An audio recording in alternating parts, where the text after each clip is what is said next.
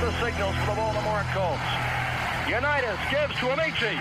The Colts are the world champions. Amici scores. It's amazing, sensational, dramatic, heart-rending, exciting, thrilling finish in the history of college football. California won the big game. 5 seconds left in the game. You believe in miracles? Yes! Unbelievable. This is Phil Steele. This is Mike Burnham. This is Wes Durham. This is Mike Ashley. Hi, this is Chuck Foreman, number 44 of the Minnesota Vikings. Woo, mercy, this is handsome Jimmy Vine, the Boogie Woogie Man. This is Coach Fry with Virginia Tech Football, and you are listening to Big Dog Sports Talk. Are you ready to rock? Are you ready to roll? Okay, let's do it. You're in the doghouse with Rick Watson on Big Dog Sports Talk, presented by Pulaski County Sports and Entertainment. Join us in the Family Fencing Studios and chime in on the McClellan Chiropractic chat line. He's keeping cool with help from Little River Heating and Air, but this show is straight fire. And now, the big dog, Rick Watson.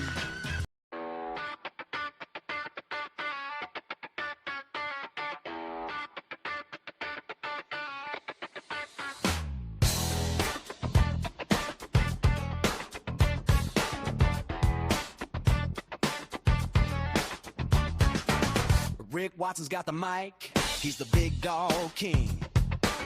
Cover sports so sharp, it's a new river thing. Virginia Tech fire, rapid pride too. Every stat, every play, he's bringing it to you. He's got that voice, deep as a valley, breaking it down, no dilly, no dally. Big dog sports talk, feel the bark, feel the bite. Rick's in the zone, every day. No dilling and no dallying. Welcome. How are you? Christmas week here on the program. Hope you're well. Hit us up on the McClellan Chiropractic chat room, and the Professional Door Incorporated text line. We'd love to hear from you here on this Monday. My goodness, it is here. Hard to believe. Scoop, faster than a sprint. The Reaction Monday, as it always is. We got the coaches, Bill Elmassian and Todd Grantham, in our second and third segments today. We'll hang out here in the opening segment like you and I. How's everybody doing with their shopping and so forth? Everybody good to go? Good morning, Andrew. Not yet. We're getting there. Have to go in a few hours today, unfortunately, but to the office at RU. But yeah, we'll get there. Gonna be one of those midday things. Highlanders beat VMI yesterday. And yeah, we're going out tomorrow. See, when your kids are older, you have the luxury, and I don't even try to guess anymore. So we're going to go out. We're going to rekindle the tradition. My mom and I, for, I don't know, before she passed, for about 20 years, 25 years, we would go out close to Christmas time. Usually the week of Christmas, because her birthday is tomorrow, 23rd. So we would go out and we'd just spend the day shopping. She would want to make sure I had things that I wanted, so forth.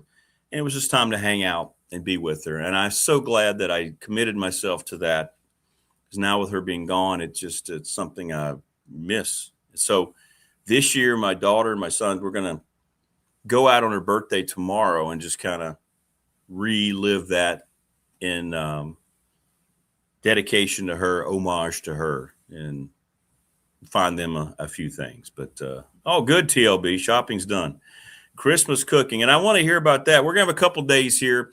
I will not be doing a show Christmas Eve morning or Christmas Day, Wednesday or Thursday, but we'll have a show tomorrow as well and on Friday. Yeah, I want to hear about your – now, Christmas food is – I mean, that can be different, right? I mean, and I know a lot of people change up what you have for Thanksgiving, but let's hear some of the Christmas food stuff. I mean, there's no rules, right? I mean, traditionally, I know growing up, I always had – feels like we had Christmas ham and so forth. Sometimes I would get a little old. I remember one time my dad and my uncle, it was Christmas early afternoon, and we had the ham and all that. And I remember my dad saying, you know what I want? I want some steak. So we went out. We were out there grilling steaks on Christmas afternoon. So, yeah, there's no wrong rules, man. I want to hear about your recipes for Christmas. What's that look like? Exactly. We just eat whatever. You can mix it up, man. People have themes for Christmas, too. There are Italian food themes, Mexican food themes I've been part of. So, yeah. Good stuff. So we'll have those two gentlemen. We're going to talk about the playoff weekend. And, man, oh, man, it's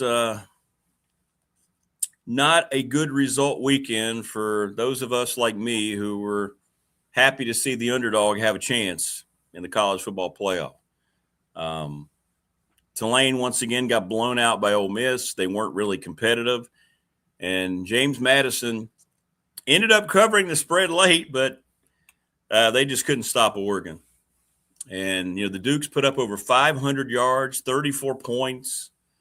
They ran, I think, for almost 300 yards, something like that. But, it's just a different level. And unfortunately, the two times that we've had the G5 teams from the Commonwealth make the playoff,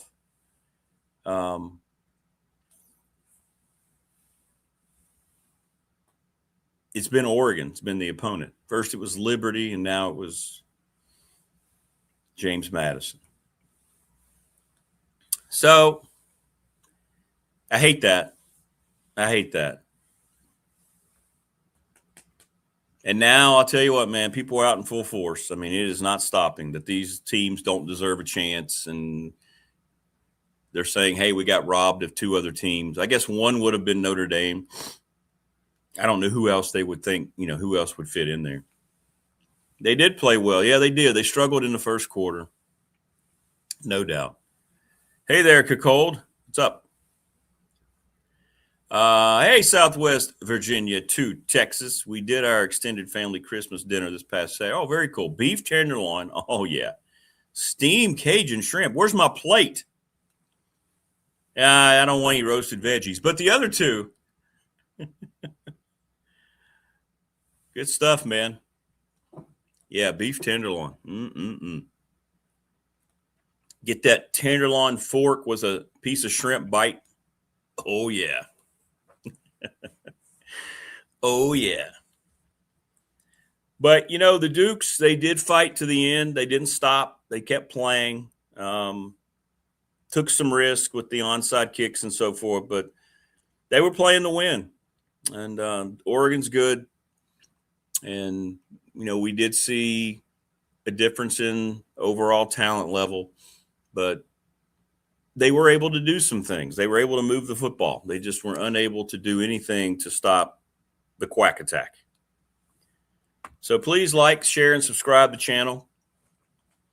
By the way, that would be awesome if you would. Help us out in that regard too. That would be very nice. And thank you for all of you who have. So now all I'm reading is that none of the teams like JMU or Tulane should ever get a chance again. People are just waiting to jump on it, and they are. I mean, we're getting national pundits back this whole thing. Hey, Brian, good morning, brother. I'm pretty sure we've had some blowouts. But, yeah, exactly, Brian. Thank you. It's not like we've had non-blowouts in Power 4 games. By the way, all 4 games were kind of good for Miami. Hey, we talked about it. Go Canes. That was cool. I'm glad to see Miami represent the ACC and get a dub over Texas A&M. That was cool. Terrible football game, though. And then even the Oklahoma-Alabama game felt weird. It wasn't great football.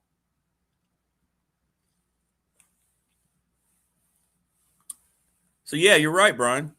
100%. It's not like every game in the power schools is competitive or exciting either.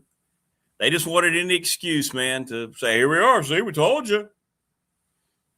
And I'm a mashed potatoes guy, David. I'm not really a baked potato guy. My family love baked potatoes, mom and dad. But I'm a mashed potato guy. I like the au gratin, too, the scalloped potatoes. Rick Smith's on the channel. Good morning. What's up, Wayne? What's up, brother? Still haven't opened your package, Wayne. Wayne went out of his way. I tell you what. He and his lovely wife, Carol, sent a package, and I haven't opened it. I might wait till Christmas morning. I'm not going to have many gifts, so I might wait on Christmas morning. But very nice of you, Wayne. Thank you. So I may wait. They should always have one auto bid. Correct, at least, right? I think it's going to expand. I don't know whether they'll get the expansion approved by next year, but in 2 years, we're going to have 16 teams. Could be next year. TLB says, my part was sausage balls, chocolate peanut butter balls, and fresh fruit salad. Oh, my brother loves some fruit salad. Fried oysters and Maryland crab cakes for my dad. Oh, happy birthday. Tell your dad happy birthday, TLB. 86. That's awesome. Oh, that's awesome. Good for him, man. Still eating the fried oysters and crab cakes. That's great. Thanks, Wayne. I will, brother. And as I open it, I'll take pictures. Hey, Wayne, look what I got. And you'll go, yeah, I know. I was Santa.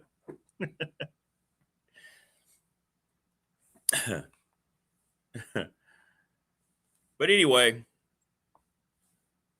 it's a framed picture of you. It can wait. Well, if that's the case, we'll put it up. We'll take down Grantham back here. We'll put you up. By the way, just horrible, god-awful officiating in NFL today being critiqued.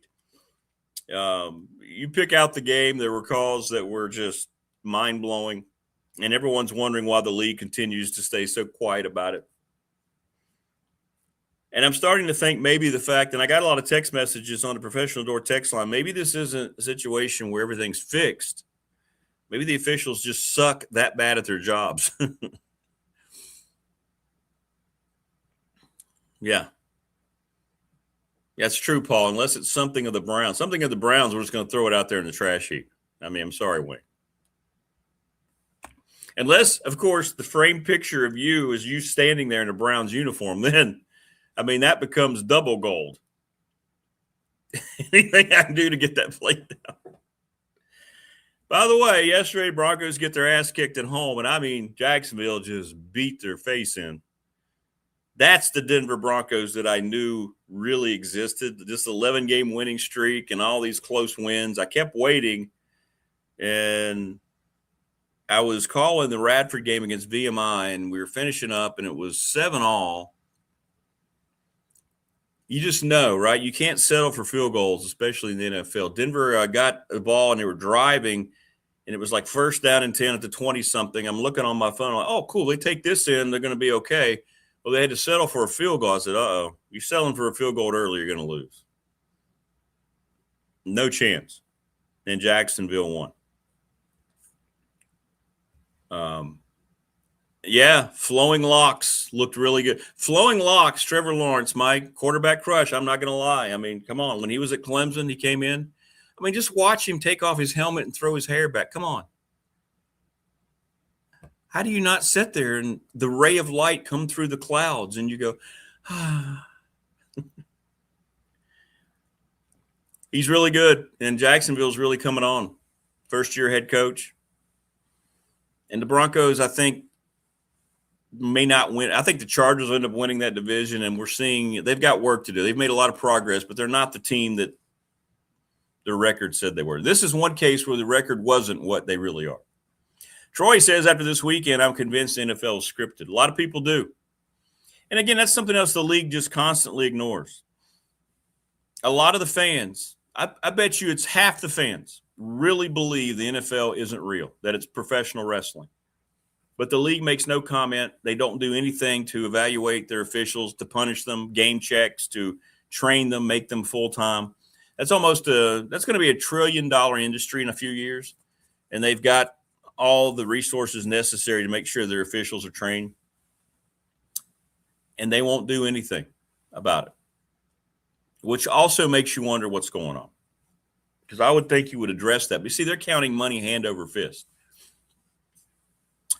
How bad were the kicking games over the weekend? I'm not sure I've seen so many missed chip shots. Yeah, and then you had the punt situation where the guy just dropped the ball. What was that? Was that the Oklahoma game? And people now, this is what's happened in sports, by the way. These aren't conspiracy theorists. If you went on X and look, People were posting that drop punt from the Oklahoma kid and some of those missed kicks that Andrew mentioned. And they're saying, hey, how much money did they have on this game? Texas A&M, apparently there was a lot of things. Now, I was out all day Saturday, but I didn't get to watch much football. But I did watch a little of it, and I saw some of the highlights. And everybody's just posting the same thing. They just now accept the fact that there are certain plays and aspects of these games that aren't real. And that's a problem. But nobody seems to give a damn because they're still counting money. How bad were you? Yeah. Well, at least they scripted that the Cowboys and Chiefs are not in the playoffs. Yeah, I think they finally realized that, well, they didn't have to script the Cowboys again. They haven't been there since 94. The Super Bowl anyway. But, yeah, the Chiefs, I think they finally understood that what they had done to help the Chiefs over the last 7 years, that people were finally catching on and had caught on and were tired of it. They didn't want to see the Chiefs again. There's a guy, by the way, on Instagram who does a Chris Collinsworth impersonation, and the whole thing is focused on his just innate love for Patrick Mahomes. And Collinsworth he and Romo both are just Mahomes gushers. And it is so funny. You got to find it on Instagram. The latest one, he's writing a letter of resignation because Patrick Mahomes isn't in the playoffs and won't be around for at least half of next year because of his ACL. So good. It's the same guy who does Nikola Jokic on Instagram. Yeah, the Titans beat the Chiefs yesterday. Yet the Chiefs will go home on Christmas night and beat the Broncos. They were talking about the Titans-Chiefs under was caused by rest because 70% of the bettors were over. See? Exactly. There we go.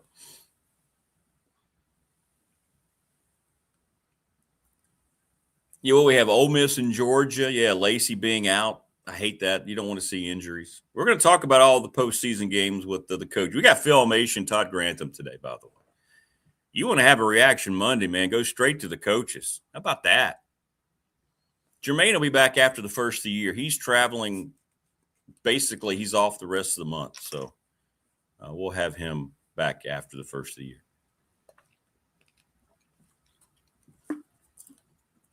Hey, do you like the little Christmas border there? You like that? For as much as I pay for this home studio, they give you little things like seasonal borders. Thanks, guys. Thanks, StreamYard. Focus is on what will secure the most TV viewership. Correct. Not on the competition of a good game. And that's replaced it. Cowboys played in 16 NFC Championship games over the first 30 years of the Super Bowl area. Played 0 over the last 30. Yeah. But yet here they are, still the richest sports franchise in the world. If they were to win another Super Bowl, good Lord, Jerry could sell them for $1 trillion.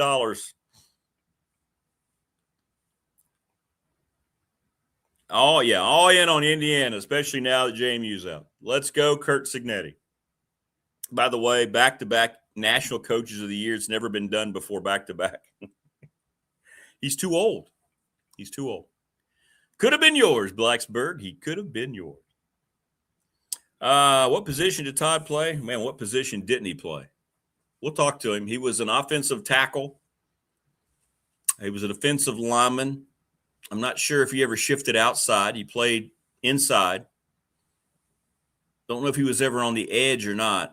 Todd was just field mule strong. Remember him just tossing guys out of the way. Just get out of my way. Where's the quarterback? We'll talk to him about it. Todd was just a hell of a player. Then he got a scholarship to Tech, and he started over there for a couple years. I want to say he transitioned to center at Tech. I don't know. We'll find out. You ever want to see Todd in full? Go to Google and type in Virginia Tech Todd Grantham and look at him in uniform. Good Lord. He played River Rick felt like it. Coach Hicks during hamburger drills, which I guess have been outlawed today. Hamburger drills, when you line up between the two pipes, you'd have the team around you, and the coaches would try to get some enthusiasm, and you'd call two players in there to go head to head and just beat the hell out of each other.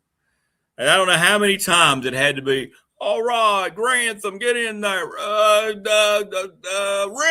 Watson. Oh, Coach, why? No. Don't, no. All right. I mean, how many concussions did I receive at the hands of Todd Grantham?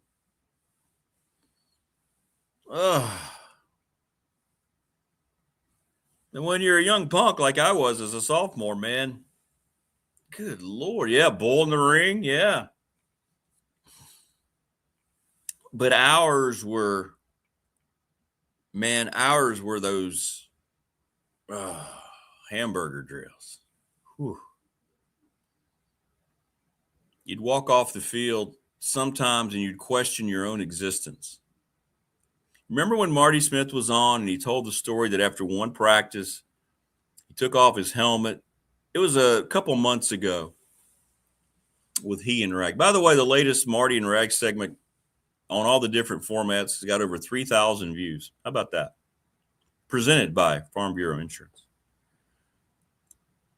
And Marty said he took off his helmet, was, getting some water and said, you know what, I'm done. This is it.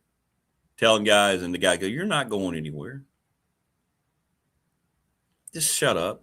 Go get your helmet back. Get your water and come back. Well, I would have that thought almost every day. You'd walk off the field. Why am I doing this, man? And you kept thinking about Coach Hicks. He brought me up to the varsity squad for a reason. Somewhere he might think, well, that guy can help me out for a play or a series. He can do something to help.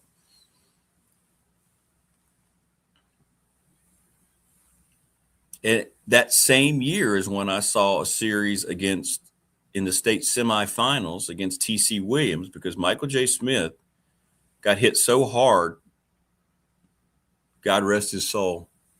Michael J. Smith. Everybody knows who I'm talking about from Pulaski County, Michael J. Smith. And he got hit, and his face mask, I remember his face mask was sideways. Boom. So they had to get that fixed. And I was, his backup was already on the field, and I was the next guy. And I had to go out there against T.C. Williams. And I'm thinking, what the hell am I supposed to do? But I remember that game too, because you didn't think about things then like you do now, right? I remember Michael J., when he got his face mask, apparently it knocked off his mouthpiece. And you had to have a mouthpiece to play. Now you see guys flopping them around everywhere, right? Right? They're just everywhere.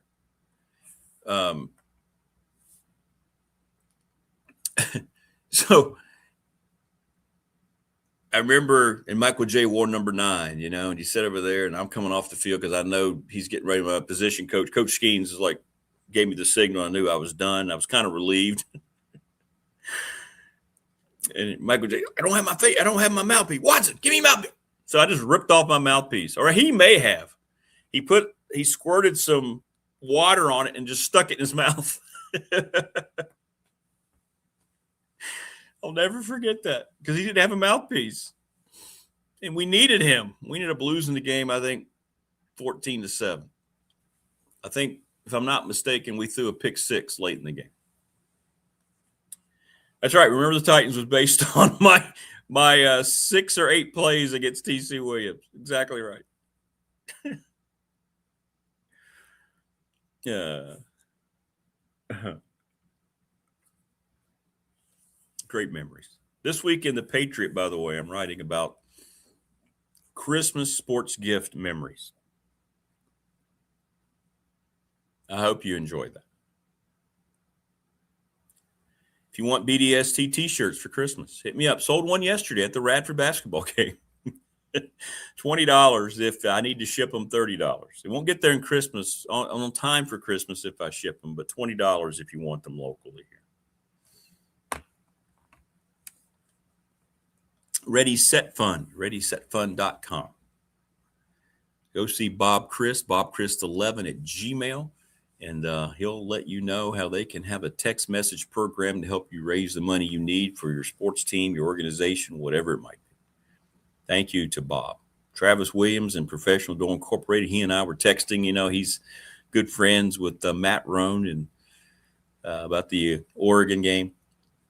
38 years in business, right across from NRCC, sponsor of our text line. National Bank member FDIC, the exclusive banking partner of BDST here on YouTube. Thanks to Lara Ramsey. Big Dog Sports Talk presented each and every day by Pulaski County Sports and Entertainment. I know those guys get ready to take a break, so we'll probably connect with them again to have them on the show after the first of the year. And boy, that's going to get exciting because you get into January in 2026, and that's where all those big plans are just sitting there. Charles Lee, Little River Heating and Air, 1095 Radford Street in Christiansburg, 540-553-2971. Many people asked me, a matter of fact, sitting there yesterday doing the Radford game, asking me about Charles Lee and Little River Heating and Air. So I think they're going to get some phone calls. The attorney Ryan Pry in Radford, 701 West Main Street, Trust and Estate Planning. And you know what we're going to do since we're not doing a show on Wednesday or Thursday? Friday, we're going to have our BDST fan question of the week. And it's going to be presented around your favorite sports Christmas gift memories. Let's do that. From snow-capped Bip Mountain, Santa is spotted practicing on a run in Palm Coast. We set up a hammock on the beach, milk and cookies in a beer cooler. BDST is live and online. Hey, Morris, glad to see you got your internet fixed.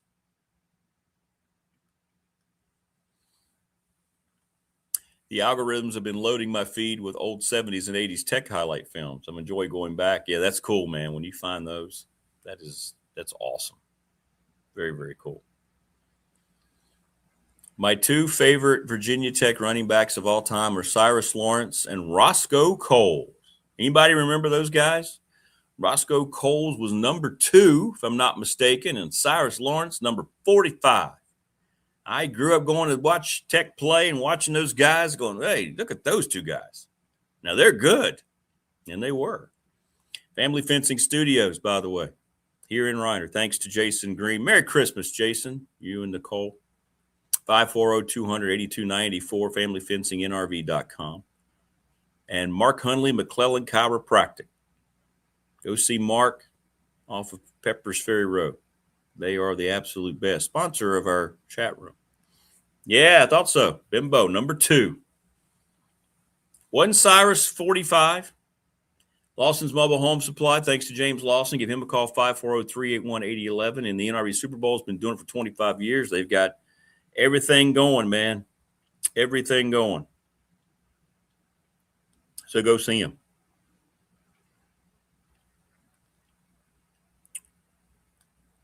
Five 540-382-5525. Ask for Amanda or Terry. Thanks to Harvey's GM in Radford. Appreciate them. And Brandon at Top Shelf Apparel. Thanks to him for our T-shirts. Everybody loves the T-shirts. That makes me happy. Haven't gotten the new sizes yet, but I will let you know. Oh, my goodness. Hokey Bob, this is wild, man. I got another picture yesterday, by the way, of somebody wearing a Big Dog shirt at the Tech women's basketball game.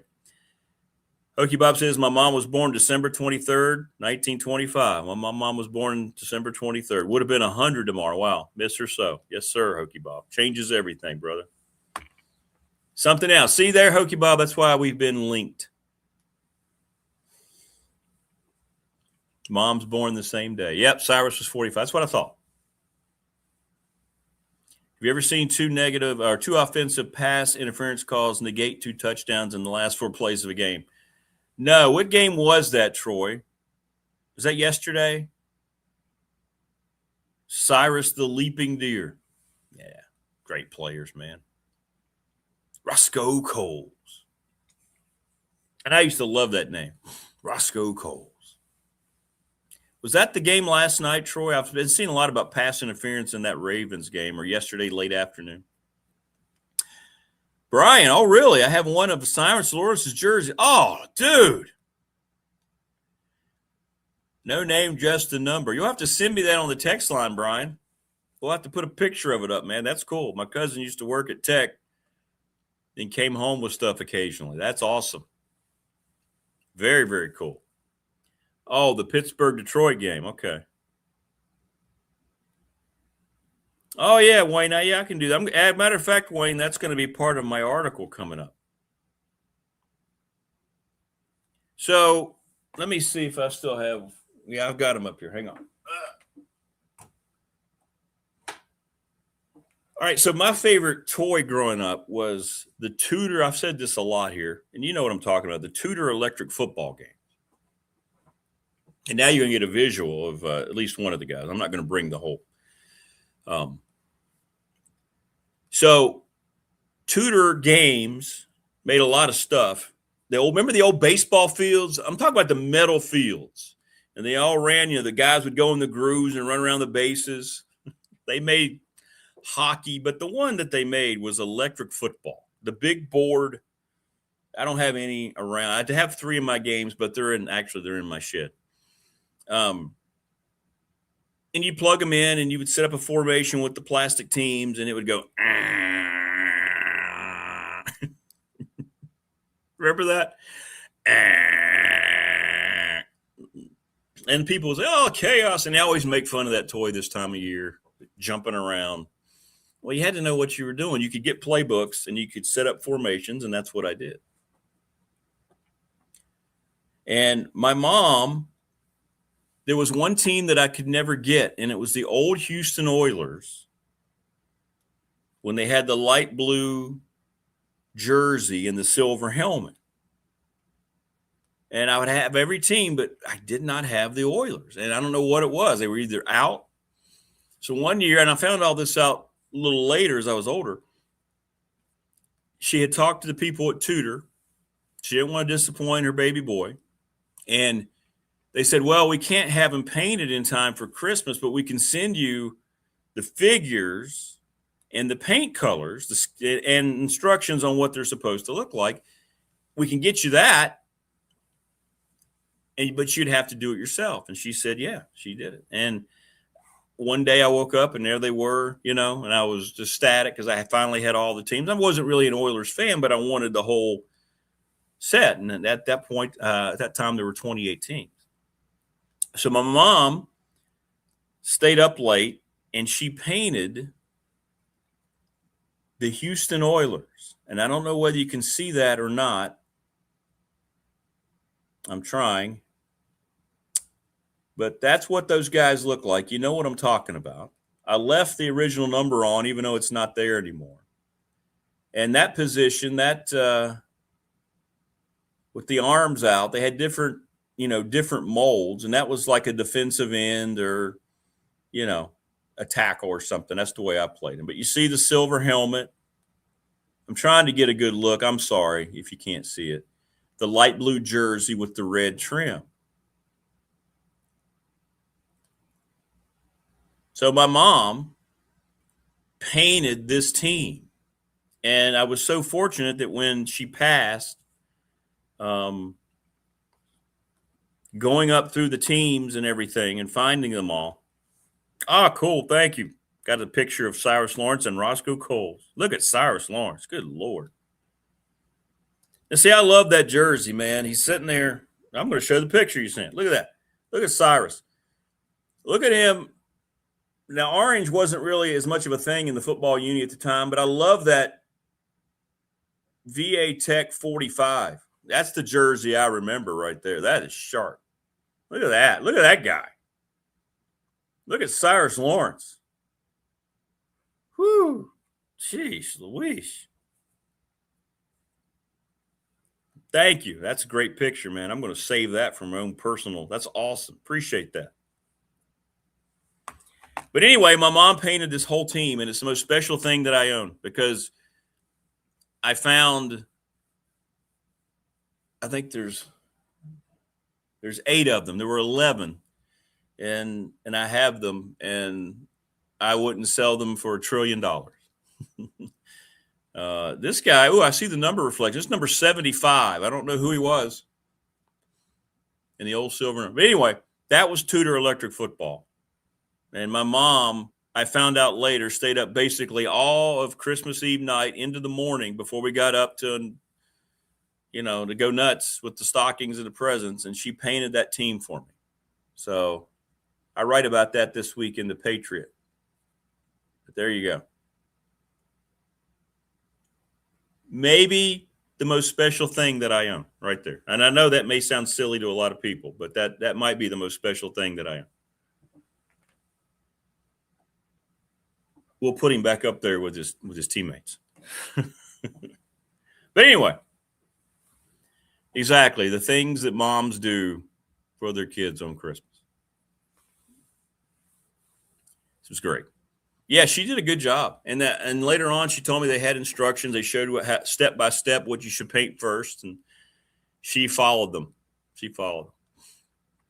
Thank you, Matthew. They are awesome. Yeah, without moms, yeah, I agree. That's why it's tough, man. The holidays, and I don't want to be a bah humbug and all that. I appreciate the holidays and what it represents with Christmas, but I'm just talking about it changes everything when you lose your parents. Virginia Tech needs to wear those throwback unis. That how great is that? It's so simple, but yet for VA Tech, the 45, man, it looked good. Plus, the guy wearing it made it look good too. Cyrus Lawrence, man. Well, Jordan, if you think Shedeur is a generational talent, I don't know what generation he represents, but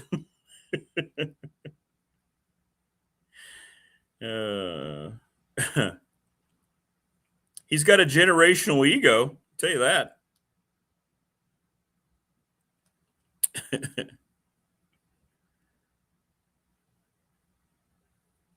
Two more interceptions yesterday. Like I said, I don't know what generation. Yeah, I've seen enough of Shedeur Sanders. Yes.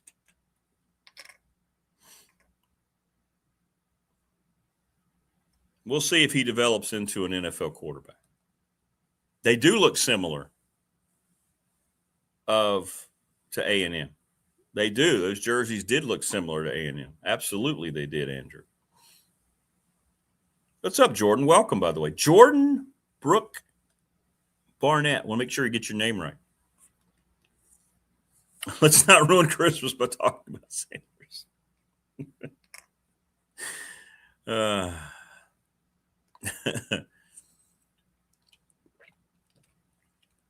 Yeah, the Browns took two quarterbacks in the draft, and I don't know if they're going to end up keeping either one of them long term. No worries, Jordan. I get it, man. What's up, David? David Mabry. I got to get David back on here. He says, on Three Rings football. By the way, tell Julian it's my fault. I got to get him on here, too. Posted the 1980 Peach Bowl, Virginia Tech, Miami, Sidney Stell, Lewis Stewart, Cyrus Lawrence, and Mike Sharness. Mike Sharness coached me at Pulaski County High School. He's been a great head coach since then. He was an assistant under Joel Hicks. Coach Sharness is a good coach, man. Tall guy with blonde hair. And I'm loving that Cyrus Lawrence picture. There is no orange at all on that uniform. That's interesting. I didn't remember that, but yeah, that's all maroon and white. And even, I don't think there's even any orange around the VT script. And I love that VT script on the helmet right there. That's my favorite Tech helmet because it's the one I grew up with. It's the one you grow up with. That's sharp, man. Old Lane Stadium in the back. Look at that. If you can see that, that's so cool. Thanks for that picture, man. That's great. Vaughn Hebron. Denver Broncos, by the way. There you go. Oh, very nice, Wayne. Wayne's got a Vaughn Hebron jersey. That's a nice jersey, too. Wayne just sent that. Look at Vaughn's jersey. Now, that's got the orange. I like that stripe right there. That's the Packer stripe that Steve Ragsdale talked about. Look at that. Ooh, the orange casing around the 4. You probably can't see it. I'm sorry. It's really nice the way they did that. That's a good look right there now. That's a really good look. 4 state championships. Yeah, I knew he'd won at least 2. 4 of them. Wow. 2 minutes of Browns talk. 2 minutes too much? Do I remember a kid from Pulaski named Dorian Hendricks? He dunked on me in 8th grade. I know. Now, I'm guessing since he's from Pulaski, if he's part of the Hendricks family, I was good friends with Kevin Hendricks, who was a hell of a football player. So you got a lot of Hendricks from Pulaski. I'm sure Dorian, yeah, I do remember the name. Dorian had to come from that crew. Man, oh, man. Joseph says, I have a 1984 Tech schedule card with the Sackman on it. Yeah, send me that too. That's cool. These pictures are great. I'll try to share them. I know they don't show up really well, but that's cool memories right there. Very cool. Go over to the Tech game. Dad would drop off me and my brother. Usually he had to work Saturdays, but we wanted to go, and we'd either call my mom or a friend. We'd meet friends, and we'd ride home with, my neighbors or whatever. Good stuff. Oh, cool. Here you go. We're getting some cool stuff again. Oh, there's the schedule card. That's cool. Look at that. Bruce Smith going up against, look at the Vanderbilt uniforms. Can y'all see that? That's Vanderbilt. Nah, it's going to wash out, isn't it? There's Bruce. Thank you, Joseph. Bruce going in, no name on the back, no orange whatsoever. It's interesting to me now. This is 84. There was no orange incorporated in the Tech uni at all. It was all just maroon and white. They do look like A&M. Vanderbilt's cool. Quarterback's got the old gold, big white stripe. I wish pant stripes were a thing again. I hate the non-stripe on pants. Black helmet with Vandy, white encased in gold. That's sharp, man. That's good stuff. Bruce. Was he any good? Bruce Smith? But I bet he never made it in the NFL, did he? Oh, wait, he's in the Hall of Fame. They should recreate electric football with today's technology. It could be so realistic that Trevor Lawrence can have his Rapunzel like flowing. It's funny you say that, TLB, because I follow a couple of groups that are dedicated to electric football, and now you can personalize them. It's so cool. You can paint them yourself, or you can order them, and the guys look like the guys. Now, I'm going to be a traditionalist. I like the old guys, but I think it's cool that the memory's still alive. It's not going to capture the same fields, but that's cool. Yeah, it would be nice to have a trade. You could do it. They could do it now. You could have Lawrence in that 16 and have the hair out. And every time I got upset when I got home and watched him lead another touchdown drive, they would always catch him on the sideline, taking his helmet off and throwing back his hair. And I would be like, oh, wait, no. He just threw a touchdown. No, hate that guy.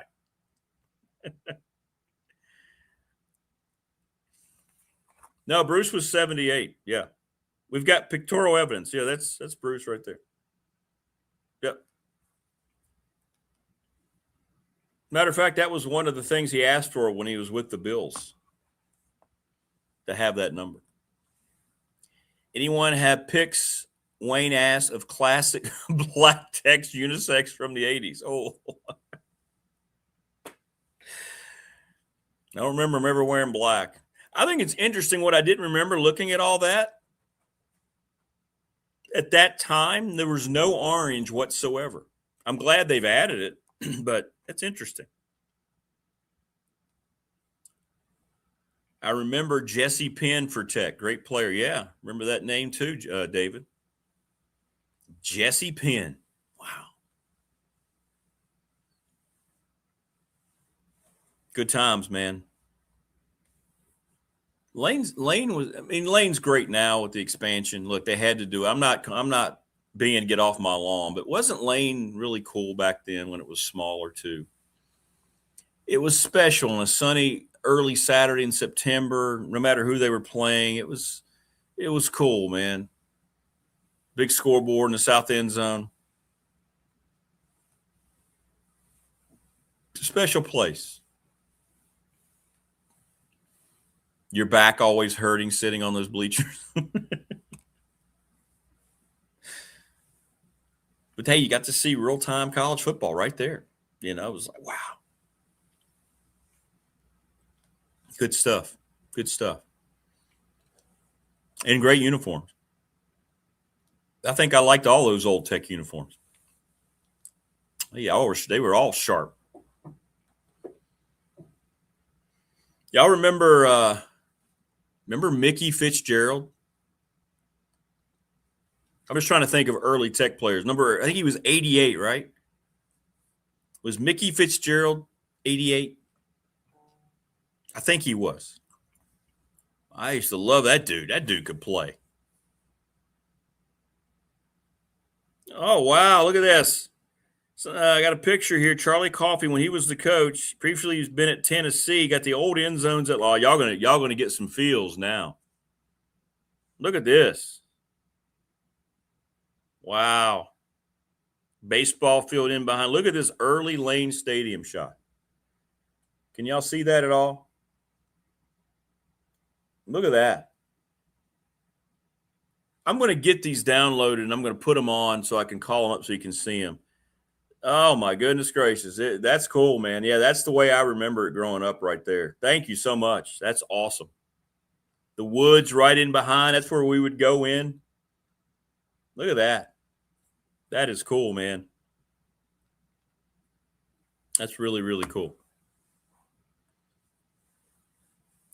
Fall of the year, leaves changing. Perfect. Yeah, perfect temp. The sun was out, but it was breezy. You didn't bother. The sun never bothered you. Yeah, Victory Stadium you're always excited about playing in Victory Stadium, man. It was always a big game in Victory Stadium. The Incredible Hulk, Mickey Fitzgerald. There we go. Tight end fullback, number 88. Thank you. Yes. Dude was a baller, man. Well, maybe he did, Andrew. I don't know. Maybe freshman year, maybe Bruce did wear 79. Could be. I don't know. You might be right. 93. Lots. That's maroon, though. It looks orange. So I got a schedule here from Tech in 93. You got a lot more orange. But that's okay. Got the stripe on the pant, which I love. Look at that. Can y'all see that? I'm going to put all these on here at some point. I don't have time today. Tell you what, after Christmas, I'll have all these on for Friday's show. All right, Tech trivia fans. Which quarterback was number 12 in 1993?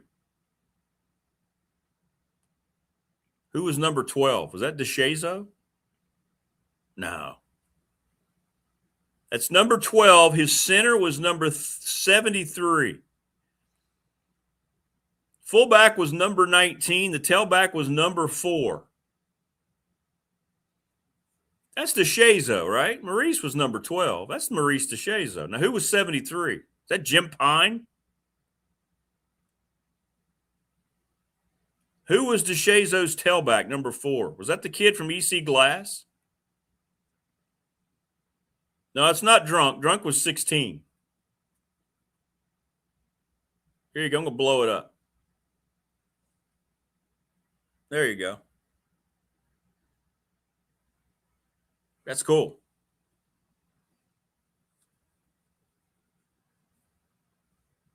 It was DeShazo. Kendrick, thank you. Jason. And that was Jim Pine. I thought that was Pine. Wow, that's not a bad trio to line up. Pine, DeShazo, and Andre Kendrick. That didn't suck. Yeah, those are nice. Those are nice. I like that. We need the stripe back on the pant. Tech had such cool stripes. That one was encompassed. That was the maroon and orange stripe. So in that picture, they have the maroon pant on. What the hell did I do with it? They had the maroon pant on. Where did it go? I just had it. They had the maroon pant on. They had white piping on the outside, orange in the middle, so it would stand out on the maroon. Jim Pine, Deshae's own Kendrick. I don't know who that fullback was, number 19. Somebody look that up. Who was the fullback, number 19? Or maybe he was just lined up as a fullback. Mickey was also a hilltopper, really? Okay. Oh, okay. Someone's saying, yeah, Kendrick was in 99. People think that may have been, was Von Hembron. But Von Hembron played for the Broncos on their Super Bowl team. So he wouldn't have been that early. Von Hebron, yeah, he was on the Broncos Super Bowl team in 2015. Hebron left in 90. Was he that old? Wait a minute, who am I thinking? No, wait a minute. Maybe he wasn't that old. When did Von Hebron play? No, you know what? You're right. You're right. No, you're right. It was Von Hebron. He played on the Broncos 97 and 98 Super Bowl team. So that is right. That fits the timeline. Thank you. Yes. So that was, well, if this is 93, though, that can't be Von Hebron. Because Wayne says Hebron left in 92.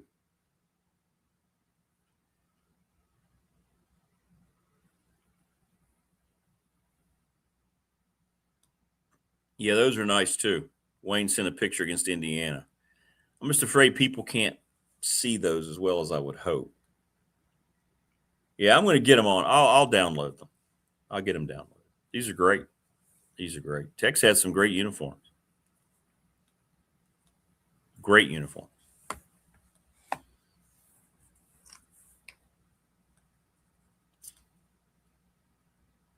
Everybody's got great memory, too. These old teams. It's great.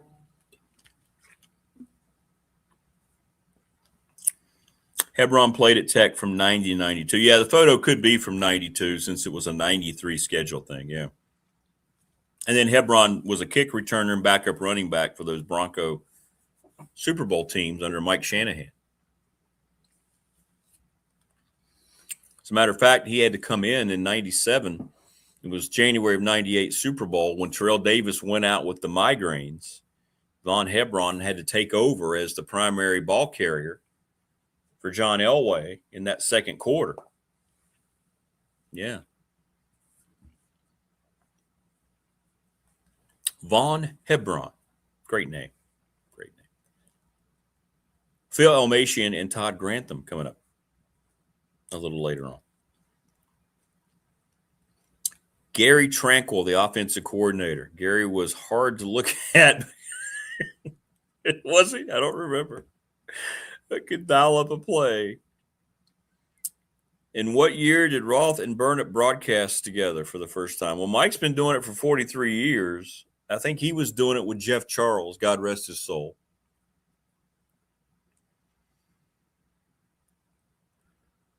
I would guess 88 or 89, right?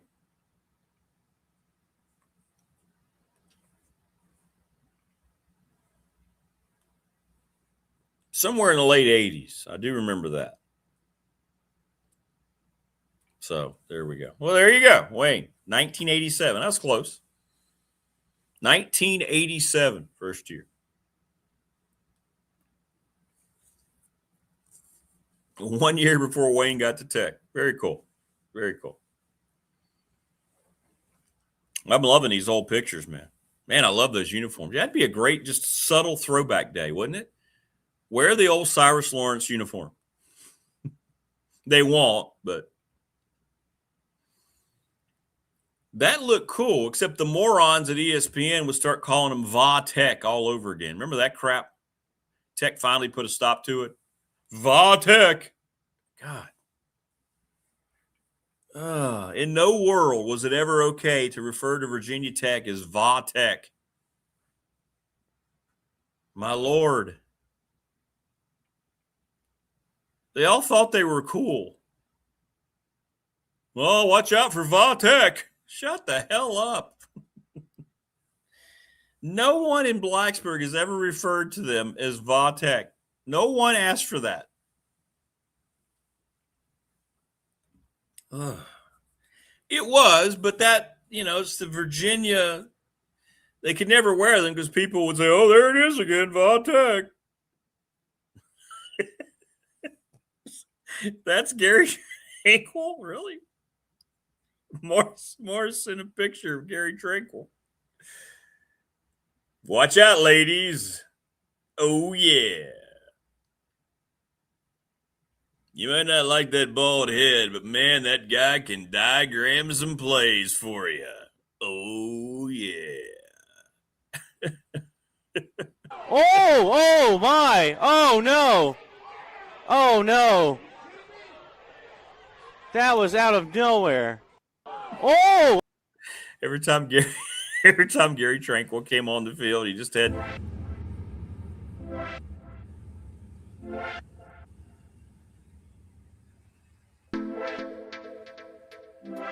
Oh, yeah. Tranquil. Watch out.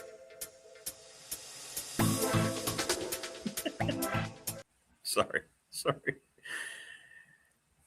It's Christmas week. We can have all sorts of fun.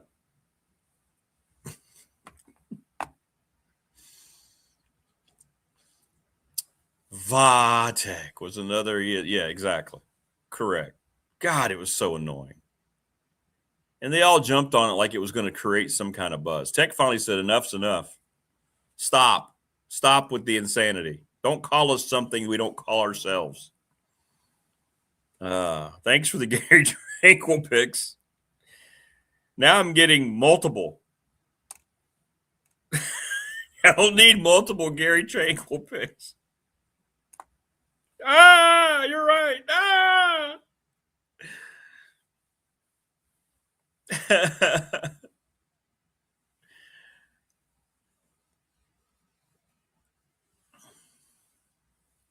I like when kids commit to Virginia Tech University. Wouldn't it be great to see, like, say, for instance, if, let's say James Franklin's a 5-star guy and he's sitting there at the table. I'd like to announce today that my commitment is to VPI. If he just somehow did his research and called them VPI. Wouldn't that be great? How many people would be sitting there going, What?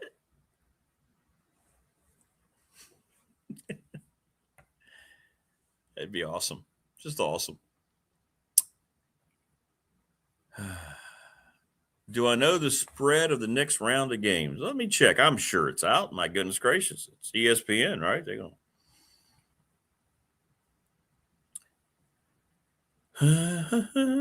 Yes, here we go. So on New Year's Eve, Wednesday night, Miami, Ohio State. We got to wait till New Year. We got to wait that long? There's no games this weekend? Losers.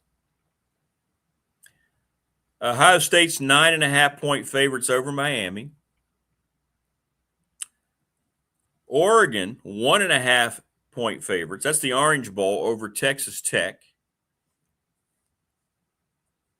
The Cotton Bowl is the Miami-Ohio State game. The Rose Bowl is Alabama and Indiana. Indiana is 7-point favorites. And in the Sugar Bowl, Ole Miss and Georgia, UGA is 6.5-point favorites. So Georgia, Indiana, Oregon, barely, and OSU favorites. I didn't think any of the games were very good. Now, I didn't get to watch Miami, Texas A&M. I was keeping up with it. And I really wanted Miami to win. I'm glad they did. Congratulations, Miami fans. But I wasn't really that. I mean, I didn't think Oklahoma, Alabama was a great game. Oklahoma had raced out to the big lead. It was okay. Then all the games on Saturday were very underwhelming, right?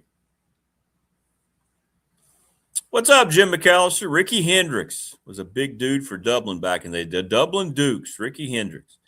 Those light blue jerseys and those silver helmets. I grew up going to Dublin Dukes games with my dad. The old New River District. Dorian was 6'6". Really? Good Lord. Yeah, Reed did look bad for the Aggies. The Aggies didn't look like they cared. At home, too.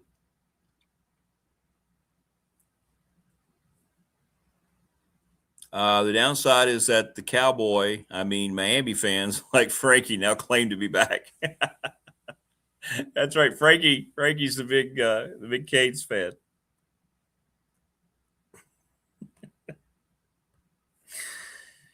Hey, you know what? They might be back. Who knows? They might be back. Thanks to all of our wonderful, wonderful sponsors, by the way. Appreciate them greatly.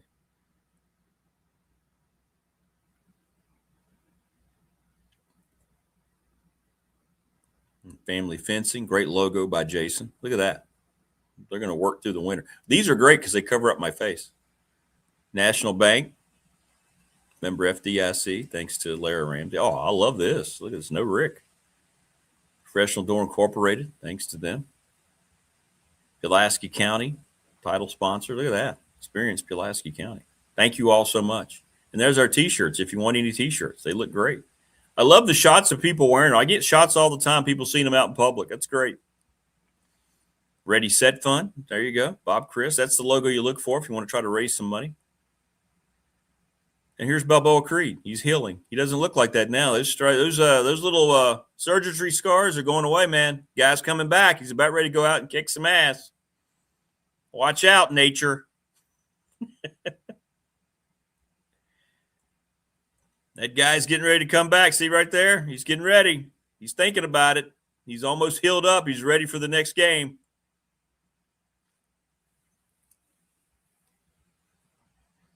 The Miami win gets us that much closer to chaos in Blacksburg. I'm so glad they won. All the crap about the ACC, and they get the big dub. That's awesome. Jamie and Chesney didn't embarrass too bad. No, they put up a lot of offense, but they couldn't stop them, man. They didn't see that kind of speed. But they did play hard. You know, they didn't give up.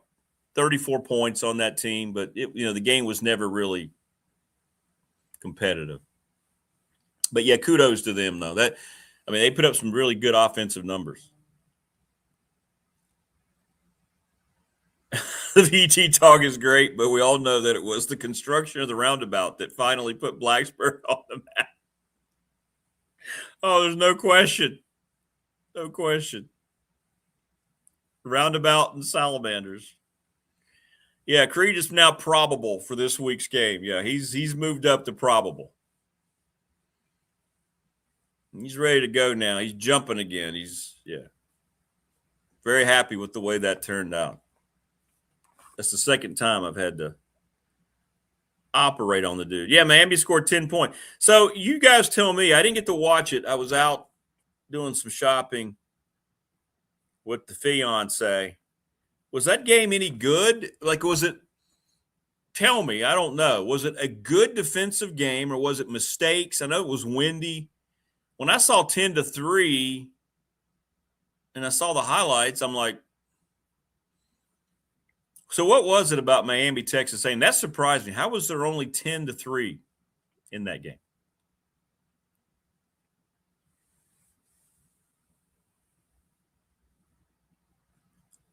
I mean, I can handle a really well-played defensive game. That doesn't bother me. I don't need 78 points to be scored. But was it just bad football or was it, I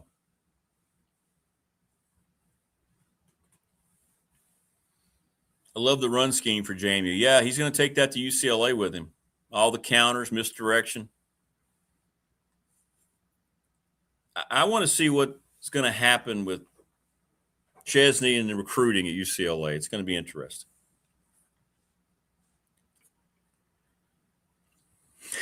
SEC fans were like, congrats, Miami. You beat our fourth place team. Wayne then says, hey, well, Miami was ACC third place team, so SEC is a bit misguided. So one SEC team we knew was going to lose because Alabama played Oklahoma. So you have two SEC teams out.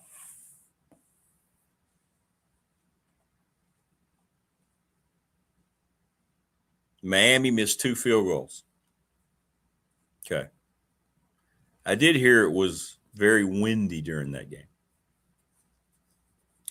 Morris says it was a defensive struggle. Miami came through in the end. I saw the interception.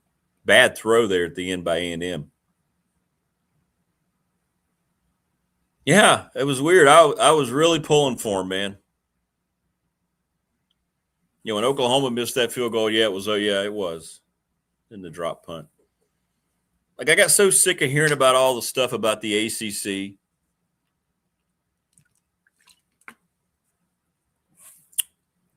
It felt like you pulling for Miami like you would for Tech. I was just like, they're representing the whole thing. I'm so glad they won. Just shut up. I'm so tired of the SEC. Look, I know their place. I get it. But, man, I hate the whole ESPN Disney marriage. I hate the constant just self-promotion. Oh, A&M missed 3 or 4 field goals. Wow. So we had like 6 missed kicks in that game? Whoa. Probably because of that wind, right?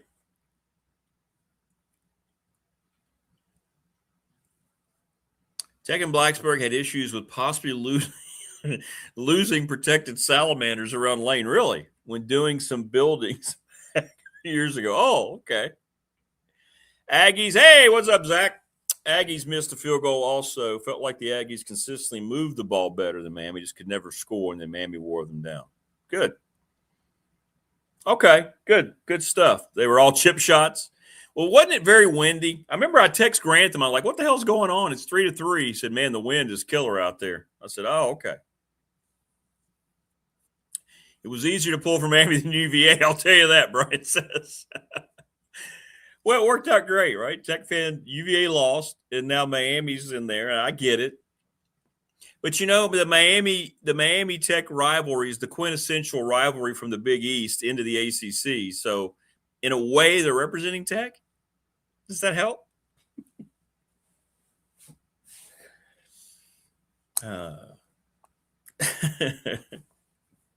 Maybe not. Maybe that doesn't work.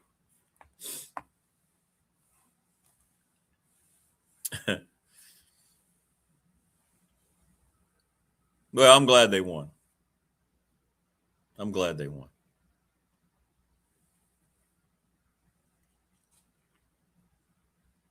Can they beat Ohio State? Yeah, Ohio State's really good. We'll see.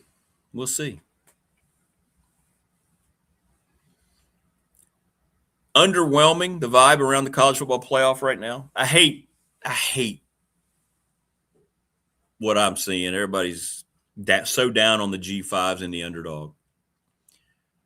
And, you know, I understand. You can't recreate the underdog in what is a limited field in the college football playoff like we enjoy in the NCAA basketball tournament, which is highlighted and made the NCAA basketball tournament the best sporting event that we have. Because, you know, it's 68 teams and you get a hot team and they're shooting well and they go on a roll in the tournament. It's so much fun to follow their story. But you can't do that in football. You can't do that with the setup. Right now it's just 12 teams. I think it'll max out at 16 teams. And you want to be able to have an underdog come through. I don't know if there's ever going to be a team out of the G5 that can go on a big run like that, because it's different in football. And you could see the talent differential, the Oregon offense against the JMU defense. So Yeah. But I hate to see the diatribe. Now people are trying to say JMU and Tulane never belong. They should never get a chance. Now you can make the argument maybe they don't belong, but now they're saying those schools could never get a chance. Do you want to watch? It's the same argument I take into the tournament. You got Greg Sankey and all those bozos trying to make it into a 96-team tournament eventually and have every power conference have 8 teams or more. Do you want to see constant basketball games against the big boys, or do you want to see the Radfords and James Madisons who win their leagues get on, have a shot, right? I don't know if every week, even in the college football playoff, I want to watch more SEC matchups. I wasn't excited at all for Alabama and Oklahoma. Hell, we saw it in the regular season. Yeah. Ole Miss plays Georgia. Another SEC Saturday. Overhyped. I don't know. Yeah, I think they did, Andrew. Yeah, Oregon got crushed. But, yeah, look at some of the Power 4 scores in the playoff. Correct. I'm glad you're bringing that up. This isn't just a G5 thing.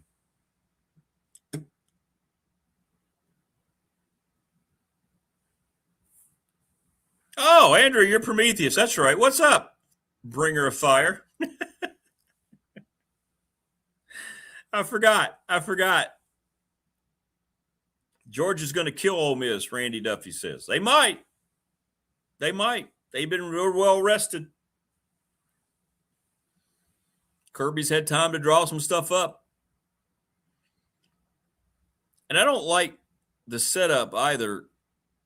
I know there's nothing they can do about it, but a lot of these teams have a lot of time off, man. A lot of time off. Kiffin already doing hot yoga with LSU cheerleaders. Is he really? Hey, look, that dude at some point, if they win a natty in his first couple years, that dude could run for governor. He might replace the governor down there. Yeah, it's true, Randy. Time off can be good. You get well rested, you get healed up, but you got to try to stay sharp. It's very difficult. You know, I run into it the last 2 games with Radford basketball. So last Thursday we played William and Mary, and Coach Earl was very concerned. They had 12 days off. They'd been playing, didn't like it, and they were sluggish in the first half. They got their legs under them and went off in the second half. Now, VMI, it was different because it's a different type of experience, obviously, at VMI. Had a great time talking with Andrew Wilson, the head coach, yesterday. What a great dude. And they're playing without their best player, the preseason SoCon player of the year, Ricky Bradley. They hope to get him back for conference. VMI's never had a preseason conference player of the year until this year, and he wasn't available yesterday. And Radford hung on to win. 97-90. Randy's a Vols fan. Welcome, Randy. Please subscribe and like the channel. Spread the word. Good stuff. But VMI had 12 days off too. So Radford played back-to-back teams with 12 days off. But Andrew Wilson was very grateful for it because they had gone through 11 games in November, the things they go through off of the playing fields.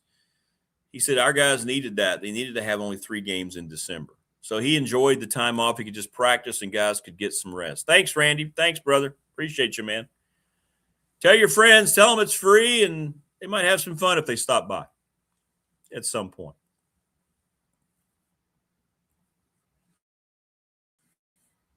Eventually, we'd like to hit 1,000, and then you're in the comfort zone of YouTube. In other words, they will give you your flowers. So we're getting there. I never thought, to be honest, I never really thought after 4 months we would be where we are. Where are we now? 763. Very cool. Awesome. Thank you so much. Thanks to everybody. Yeah, I saw that, Tebow. And you know what? That seems to have some legs, by the way. Joseph, Notre Dame guy. Yeah, Coach Wilson's done a good job. He has. It's tough to coach at VMI, man. Basketball. We know in football. By the way, Brian Seinspring, let's get him a VMI job.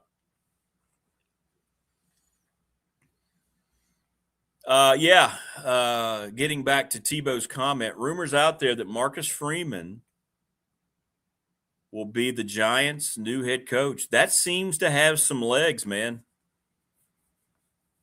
We'll ask Grantham about that. How's that? Randy says, time off, you worry about being rusty. I hope Georgia doesn't have that. Yeah, you know what? Before we get in, Coach Elmassian is going to join us here in just a second. And I'm glad you brought that up for me. Okay, so Tech played Elon, and I'm going to go against what I've heard. All right. So Tech struggled against Elon. They were down 3 starters. Around the holidays, when you're playing a mid-major, this isn't an excuse, but those guys aren't real motivated to play Elon. So Elon comes in. That's a big, big, big game for them, and they were sharp, and they had built up a big lead. And Tech didn't have 3 starters, and they came back, still found a way to win. I think that's a really nice win. They won in overtime again. This Tech team's shown they're very good in overtime. And I had nothing yesterday. People kept saying, oh, Tech can't be very good. I'm like, I don't think that's not what that meant at all. I think if anything, it shows you they are good. I don't look at that. Elon's not bad. Don't just think any team in basketball that's a mid-major can't play when they're motivated and shooting the ball well. Elon's got some talent. They were well coached. And Tech was down a lot of players. What's up, Erica? Yeah, it was a 19-point game. That's a good win, man. I'm going to take the opposite. If I've talked to enough coaches, man, and Radford's won games like that, and it does. I think if anything, it shows you Mike Young's got a team this year. I'm going to go the other way on that. I was shooting people down left and right yesterday. Tech can't be very good. No. If they'd have gotten boat raced by 19, if they never would have come back, then you could make that comment maybe. But I think it showed a hell of a lot. I really do. So I'm going to go the opposite. I think that shows you the depth that he's built. Elon's not a pushover. You may not know them. We play him a lot at Radford. That's a good program. So I'm going to give Mike Young some flowers for that now. This is one thing. I've been calling college basketball for 31 years and ACC and now Big South. That's a win that any coach is going to look at and go, that's a nice, that's a good win, man. So that shows you Virginia Tech I think it shows you they're real. That isn't, I don't know if they're going to step up to be the level of Duke and Louisville, and UVA is really good, but they're an NCAA team, man. There's no question. Well, this guy's always part of our all-tournament team. Coach, what's up, Coach? Happy holidays. Merry Christmas, man. Yeah, Merry Christmas to you, Rick. What'd you think of the playoffs week 1? They were kind of underwhelming. What were some of your thoughts? I know you were watching all the games. I did. I got a chance to see most all of them. And before I start with that, I don't know how you got – I talked to Burnham the other day. And I don't know how you two guys do it, the travel. Like I know you went to William and Mary, and I'm saying, how's he going to do the show the next day? What time did you get? You said you got in at 5 in the morning? It was about 3 a.m. I laid down about 3 a.m. Yeah. Oh my goodness! I don't know how you guys do it. You said you've been doing it for 31 years. Yeah, I started out over at Virginia Tech, actually, with Bill Roth. Bill Roth hired me many years ago over at Tech. I did Tech women's basketball, and Bonnie Hendrickson was the head coach. I filled in and did some men's games when Bill would be traveling with football. And then the Radford job came open, my alma mater, and I've been there since. So, yeah, 31 years calling games. You're like, it's like coaching. You measure it in dog years. Exactly. People said, yeah, I did 40 years, but times 7. Yeah, that's right. Hours are right. Hey, texting you during the game. I got to watch William Mary a couple of times on TV. You know, haven't gone to school there, and they're good. I love their basketball coach. Oh, I do too. He won't be there long, and I mean that in a good. I mean that in a good way. Yeah. He'll be a power coach in 2 years. There's no question about it. I don't know. You know, I'm not a basketball aficionado, and golf. They're both the same to me, but I do know what good coaching is when it's all said and done. Yeah, absolutely. And what he does with those players, you're not right. Am I right or wrong on this one? I mean, pressing from end line to end line, as I would call it, and just the running that they're not supposed to do this stuff. I know. They're deep too. They're deep. I mean, he can go 12 deep on that team. Yeah. They're going to be a problem in that league. CAA, you better watch out for William & Mary. They're going to be a problem for teams in that league. Yeah. Yeah, I was impressed with them. And, the playoffs were, it's like we talked before the last Monday, you know, the game that I was the most excited about was the Miami A&M game. And for me as a defensive coach, it did not disappoint. Yeah, I bet so. Yeah. You know, people get wrapped up, it was a bad game, you know, because they're not scoring a lot of points. Right. Hold on. There was you got Elko calling the defenses, the head coach, who's an outstanding defensive coordinator at every place he's ever been. They've been the top defenses in the country. And then you got Miami talent-wise. I've coached against the 83 Miami team that won a national championship. And then when I was at Syracuse and Virginia Tech, you know, for three out of the 4 years, the great Miami teams, the great ones on defense, Warren Sapp and that crew. And their defensive front, to say they're back, we'll find out at the end of the year. But, boy, I'll tell you, their defensive front, Texas A&M, whose offensive line was very heralded. You know, when you get to those, there's about 6, 7, 8 schools. I think Todd will verify this for you. But there's only a handful of schools that what separates all of them is the offensive line talents. You know, for all of a sudden you look at the end zone copy, Rick. You take JMU's end zone copy from an offensive standpoint, and you take whether it's Oregon, Alabama, the butts. It's hash mark to hash mark. I know. With normal splits. These are large human beings that can run and pull. Yeah. So, and that's what separates them. But the Miami Texas A&M game was the best of all the games. And I always thought, because the others were rerun movies. I know. Outside of JMU, but it was just rerun movies. So, I felt like I had to watch them. Not that I wanted to watch them. Yeah, I know. But you look at Miami they had 9 TFLs. And they're 6 so sacks. good up front. They're so good up front, aren't they? 1 out of every 4 plays. This is Texas A&M now. This is as good an offensive line. After a while, you look at Alabama, you look at A&M, you start looking at these guys, Ohio State. You could flop uniforms at offensive line and not tell the difference. Yeah. You could change kids. That's right. Yeah, you could. They're all the same.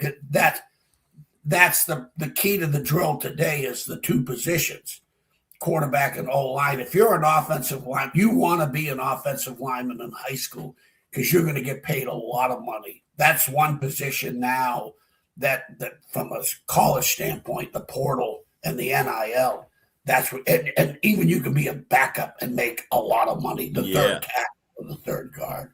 But it was a great one thing that I thought was really interesting. And like I said, my evaluating a team after the game, doing the Greg show and coming on with you, I never get wrapped up in the rushing stats because they're so skewed. Yeah. Because the NFL statistics, Coach Saban, when we were at LSU, we did the NFL way of measuring stats where if a quarterback got a sack, it went against the passing stats. Yeah, right. So the rush stats in college game are very skewed. When you look at, he only got 50 yards rushing or 30 yards rushing, that's not necessarily because of the defense. It's because the sacks are measured in with that. So, but the thing that really blew my mind, the teams that won, a lot of them lost the third down battle. They lost the rushing attempt battle. And rushing attempts, to me, have always been a key figure of not necessarily time of possession, but ball control and physicality. By the fourth quarter, if you got 40-plus rushing attempts, you're looking at a physical beatdown. And like Alabama only had 25 rushing attempts, as opposed to Oklahoma with 41. And Alabama wins the game. And, it came down to the block punt and the pick six. Yep. I can't remember, but that game, Rick, reminded me of my 40 years of coaching. Anytime we had either a pick six for a touchdown or a blocked punt, we won the game. Yeah. One of the changes everything. We won the game. And I specifically can remember certain games that did happen. Like Purdue, we're playing Purdue and it's set with Drew Brees at 17-17 in about the middle of the third quarter. And the corner that I had coached, Jamar Fletcher, he threw one ball to the big field, one time to the big field and out, a hitch. And he picked that sucker off and went 50-plus yards and broke the game open. We beat them 34-20-something. But interceptions, there's nothing that changes momentum in a game and more demoralizing to the opponent than a pick six for a touchdown or a block punt. And so Alabama's got two of them, and next thing you know, it's 24 unanswered points and the momentum just switched and Oklahoma never got it back. But, between the rushing and the third down efficiencies, Alabama's 2 for 12 on third down. There's a lot of factors that go into the third down efficiencies, but let me tell you, I've never seen a team win a game with 2 out of 12 third down efficiency. I know. Yeah. And so to me, that's you say, well, and I thought towards the middle of the year as Alabama started their run, I mentioned on Greg's show, I said, it's going to be Ohio State and Alabama for the national championship. That's what I projected after watching both teams throughout the year. But, when I look at that third down efficiency, they start getting into, and they're going to play Indiana. If they have that third down efficiency against Indiana, they're losing that game. They're not going to win the game, right? They're not going to win the game. They're not going to win that game rushing it. And their Achilles heels is for whatever reasons, whether it's by coaching choice, and I'm sure Todd could probably give you much better information than I can. I'm not a coach anymore. I'm a part of the radio shows and YouTube shows like you. I'm just a fan now. But watching that, I don't know if Alabama's choice to not run the ball or whether their offensive line is not good enough to run the ball, but that's been an Achilles heel for them. And when they start getting into that, and I know they've been in the SEC and all that, but this is a 3-loss team that's going into the playoffs, and it's because of their inefficiencies to consistently run the football, I think. So if they go, I don't know if Alabama. I would pick Indiana over Alabama just unless they can fix those two things. And the other teams were the same way. Ole Miss was 3 of 10 on third down. Okay. And I don't know if that's the quarterback. Like I said, a lot of factors get involved in that, but that's not good enough. That's 30%. You got to be 45% on offense. They can't beat Georgia like that, can they? No. Oh, heck no. Oh, no. I mean, so those are the things I start looking at. Now, could those things flip? Oh, heck yeah. Georgia could play at their worst. Ole Miss could play at their best, and they'd have a chance to win the game. But when I look at the things that really do rushing attempts, third downs, and turnovers that really, truly affect outcomes of games consistently, most of the winning teams lost the turnover battle, lost the third down battle, and lost the rush attempt battle in the first part of the series. So when you say the first, like I said, 3 out of 4 games, I wasn't very interested in it. And these statistics bore it out that they're really, they're turning it over and still winning, or they're not winning the third down. And so the Miami A&M was my favorite game of the weekend.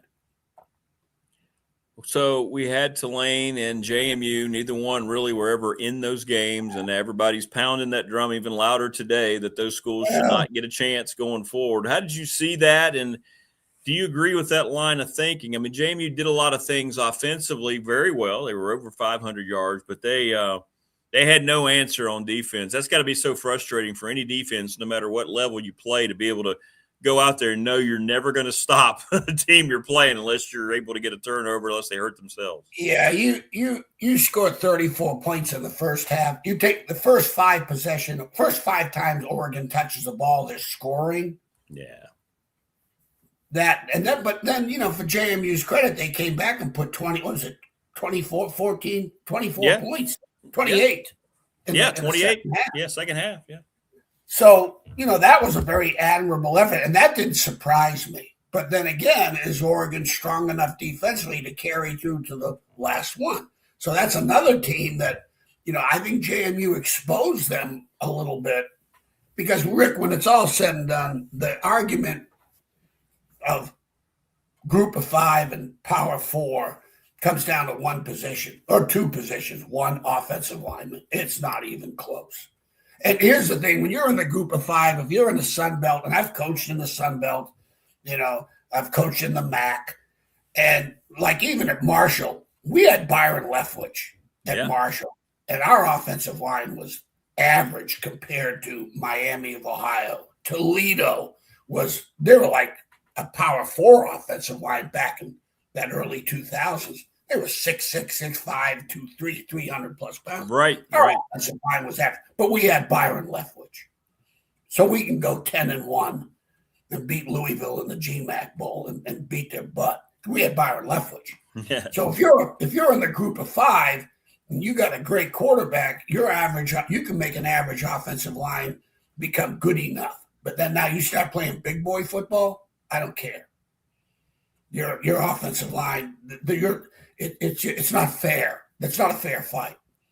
When you start looking at, Oregon's, when you look at that, it's like watching hockey. I never watch the puck. I just watch the net. I want to see what's going on in front of the net. When I'm watching a football game, when that ball snaps, my eyes don't leave that offensive line. Right.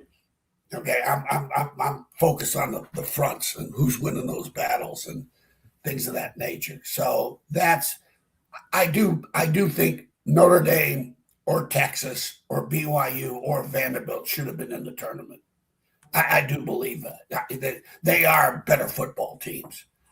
Could JMU beat Vandy? Could JMU beat Notre Dame? Who knows? But I know this. If it's just an inside drill, a 7-on-7 drill, they're losing. Right. Every game. Okay? They're losing every game because they cannot hold up with that offensive line talent that the power fours have when you get to this point in time in the tournament, as you call it, the tournament. Because that's what Nick, when we were at LSU, that's the first thing Nick did. Nick changed college football. Yeah, absolutely. He took an NFL approach when we got to LSU, and I think the same said about Michigan State. But when we got to LSU, again, we signed Andrew Whitworth, 6'6", 320-pound tight end that we make an offensive tackle of. I mean, our offensive line, by the time those kids ended up playing at the national championship game 3 years later, it was from that class. And let me tell you, it was some monsters. And he did the same thing at Alabama. Yeah.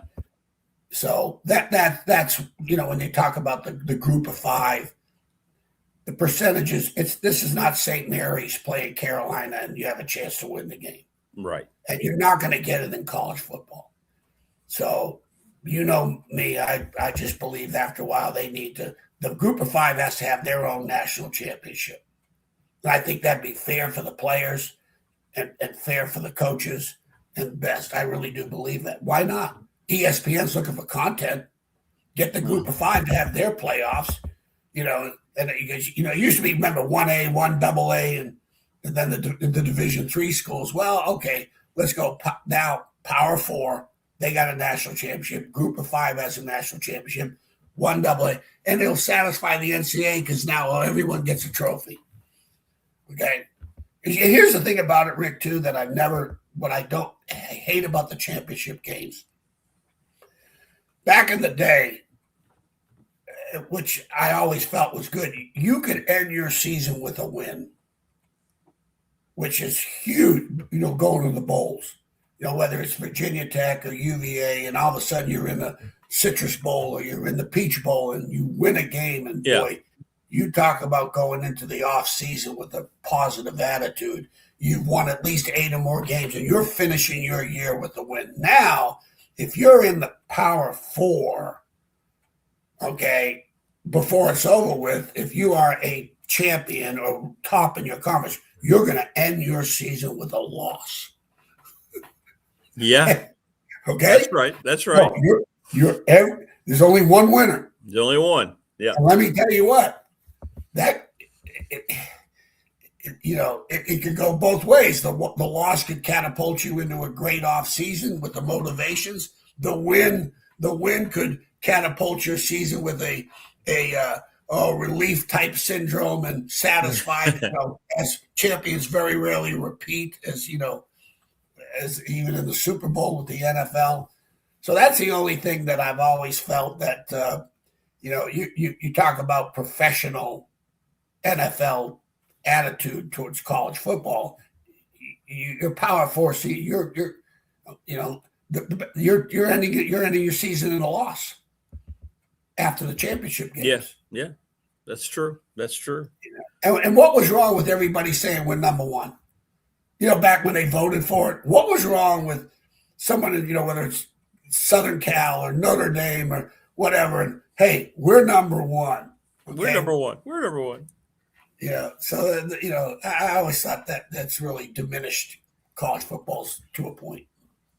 What else other than offensive line separates, in your eyes, those teams, Coach, when you watch like Oregon and JMU?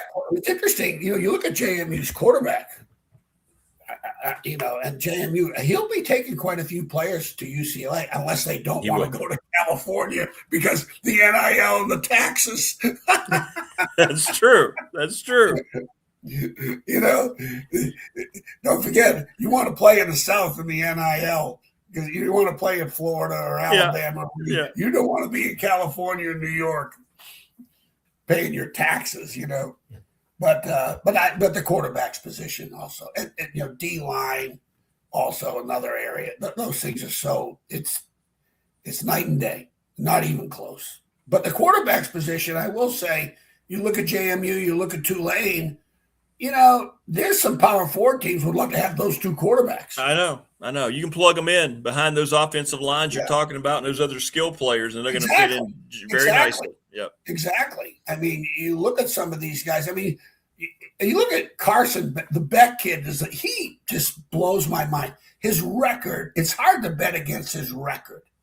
But his record's like he's 35-4. He's only lost something crazy. Yeah. But you know what, to me, though, still, he's good enough to win a game. He's good enough to lose a game. But you look at, they say, oh, he's got a great record. Yeah, no kidding. So did the team that he plays on, Miami and Georgia. It's hard to have a bad record. That's true. That's very true. You're a quarterback in those 2 teams. So but that's the one thing, usually you say, wow, the quarterback was the biggest difference. Not really. Just the big difference was the lines of scrimmages. There's not one offensive lineman at JMU, maybe not, that all of a sudden Oregon's going to go, boy, let's go get this guy in the ball. And if it is, it's going to be for depth. But they probably would like to say, hey, we'd like to have that quarterback, and some, the receivers, nobody has bad receivers. Even when we played Temple, when they were awful, they had good receivers, and sometimes, you got a good running back, and I know I'd like to believe Todd will support me on what I see. Yeah. The offensive line. That's what separates them all. Well, people are talking about the cornerbacks, the way they have to, it may not even be the cornerbacks themselves, but the way, and you can talk about this, Coach, you were a defensive backs coach. You have to play differently. They have to give more space. And I know Jamie was respecting those Oregon receivers. There was a lot of open grass in front of those guys, whether they were catching the ball in front or behind, Here's what you got to be able to do. You can't, if I'm the DB coach at JMU, whatever we've been doing during the season, we're not changing. If I'm going to get beat 150, 7-6, 54 to whatever, what's the difference? You lost a game. Well, that's okay? right. Who cares? Really, 1 point, 20 points, 30 points. We were playing when I was at Syracuse in '92. We had an excellent football team. We'd beaten Texas during the season. We lost to Ohio State, beat Texas. We had an outstanding football team. Ended up beating Colorado in the Fiesta Bowl when they were really, really good. Well, we're playing Miami with Gino Toretto. They're number one in the country.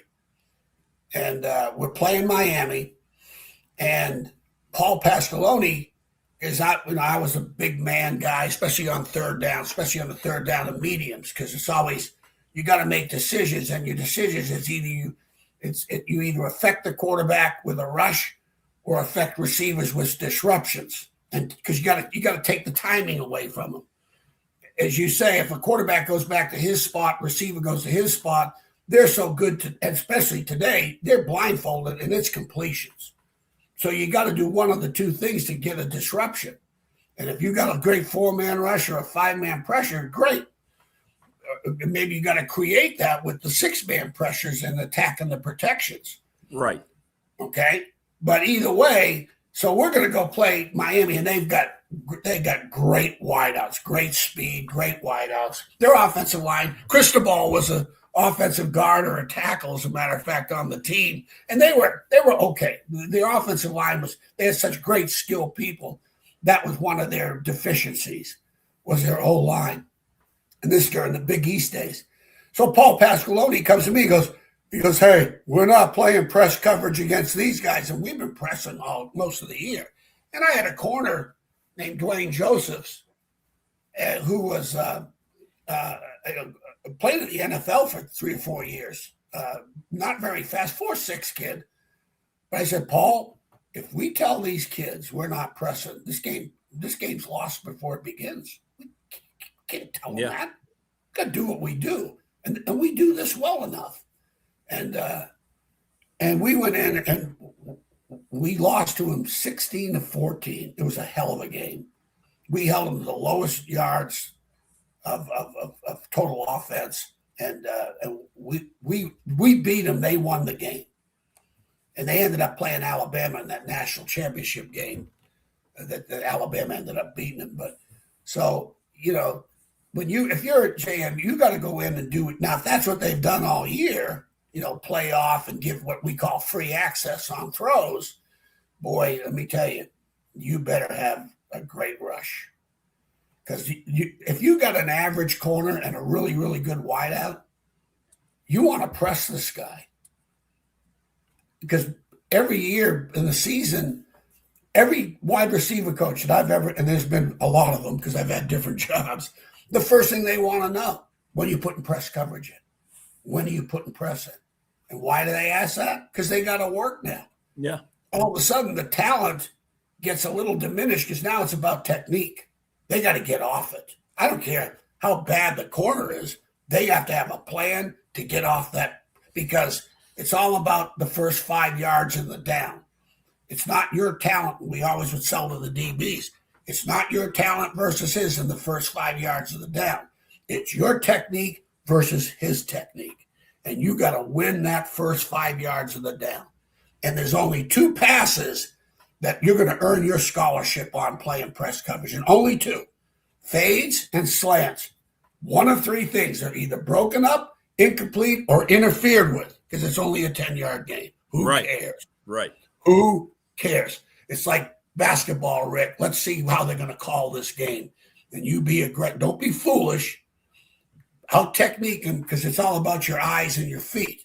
Matter of fact, when I would do press coverage, I use the old Bobby Knight. I watched Bobby Knight's half court man-to-man teaching. Well, the kids had to play with their hands behind their backs. He made literally every drill, and when he got to a half court situation where he was emphasizing this man coverage, their hands would be behind their backs. Because once sometimes when the hands go out in front of the body, the feet aren't moving as well. Yeah, that's right. That's right. And so that's how I used to teach press coverage a lot of times. Even in one-on-ones, I would make them put their hands behind the back because it was all about your foot speed and the second step. So, but it's a great equalizer. And if you've got great technique, a kid with, enough talent with great technique, it is if Herman Moore, for example, at Virginia, you want to press the taller the receiver, you want to press him. Plaxico Burress, 6'6", 220 pounds. At Michigan State, my 5'10" corner, he beat his ass. I mean, he literally made him quit in the fourth quarter. And I know that for a fact because one of my former coaches was with him at Pittsburgh. And he even said, he goes, that's the toughest game I ever played, toughest player I ever played against. So, I don't know. Sorry to go. I think about into the coaching mode, Rick. That's all right. No, I think about you a lot because you may have been you that mentioned it, Coach, but I see it all the time. I'm looking for it all the time now. You have to just be irate of how much space cornerbacks are playing off of these receivers. Yeah. And it's an easy 4 or 5 yards every time if they want to throw in front. Then they're going to juke them, and maybe they take it to distance. I mean, guys are so afraid, aren't they, of getting beat deep that it's crazy. And it's at every level. I noticed it all day yesterday. And then if I'm like, look at that. He's just throw the ball in front of him. You're going to get a great gain on first down, Well, the difference in the NFL quarterbacks is just where they can place that ball where as a defender, you can't get it. That's right. That's right. I mean, I've seen throws. All of a sudden, they're putting the ball, receivers running down the field, and they're going to put the ball on the outside shoulder away from the DB. Things of that nature. It just blows my mind from that perspective.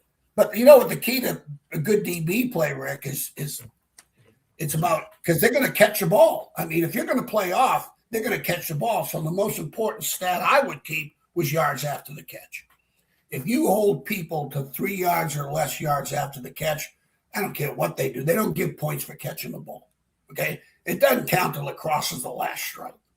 All right? And if you're good in the red zone because the field shrinks, use your 12th man as the end line, you become an advantage. Look at all the field goals it ends up. They'll move the ball all the way down and now they kick a field goal. Yeah. There's a reason for that. Now, I get the 12th man to the end line. But, from the standpoint of so we played Purdue with Drew Brees. The first year we played Drew Brees, he threw it 89 times. There were 89 passing attempts. 89. They had no shame. Completed 50-something for 400 plus yards. It was an unbelievable game. It was a night game. It was in Wisconsin. It was away. It was my first time coaching against him. And but out of the 56 attempts, there was only 3 yards. It was like 2.9 yards after the catch. So, and we won the game. And that's the key to the drill. You're tackling and missing a tackle. Here's when I get really upset, and this was a Coach Holtz thing. You keep that ball on your inside shoulder. You got one help to the outside, and that's a sideline, and it doesn't move. It's never missed a tackle. The sidelines have never missed a tackle. No, they're undefeated. Right. Okay? Undefeated. But here's the deal. You got to miss to where your help is. Like a lot of times when I took off missed tackles, if a kid misses a tackle and he's immediately brought down for no more than 2 yards in the pursuit, I gave him an assist. I said, hey, that's a great, if you ever miss a tackle, your help is to your inside. You got 10 other guys busting their butt. If you miss a tackle and he goes to the outside, here's the problem. Now you're 10 guys who are counting on you to funnel it back inside, make the tackle or funnel it back inside. Now they got to change their angles. You keep doing that, Rick. It's like doing suicides in basketball. Start and stops. When you do that enough, you got a very tired football team in the fourth quarter. If you got a poor tackling football team, those plays are going from 3 to 4 seconds to 6 to 7 seconds. And you are, by the fourth quarter comes around, I don't care how much depth you have a physically exhausted football team. So that was the one thing I was very proud of all the places I've coached, tackling and understanding that there is such thing as proper misses. And that was one thing I learned from playing for Coach Holtz, let alone coaching with him. Well, Coach, listen, it's great stuff as always. And trust me, the audience, like me, we love hearing the coach talk, man. We like getting inside and picking on it. It gives us a whole new perspective of when we're watching games and things that we can, okay, let's keep on. Coach mentioned this. Let's watch this. It's kind of cool, man. I hate to do the clinics, getting on the clinic, but I can't. There's nobody I can talk to anymore. So you're. No, it's great. You knew this is not a good idea. Trust me. No, trust me. I gotta add one thing. You were going down memory lane with all the Virginia Tech. Oh, it was so cool. Pictures. Yeah. Well, listen.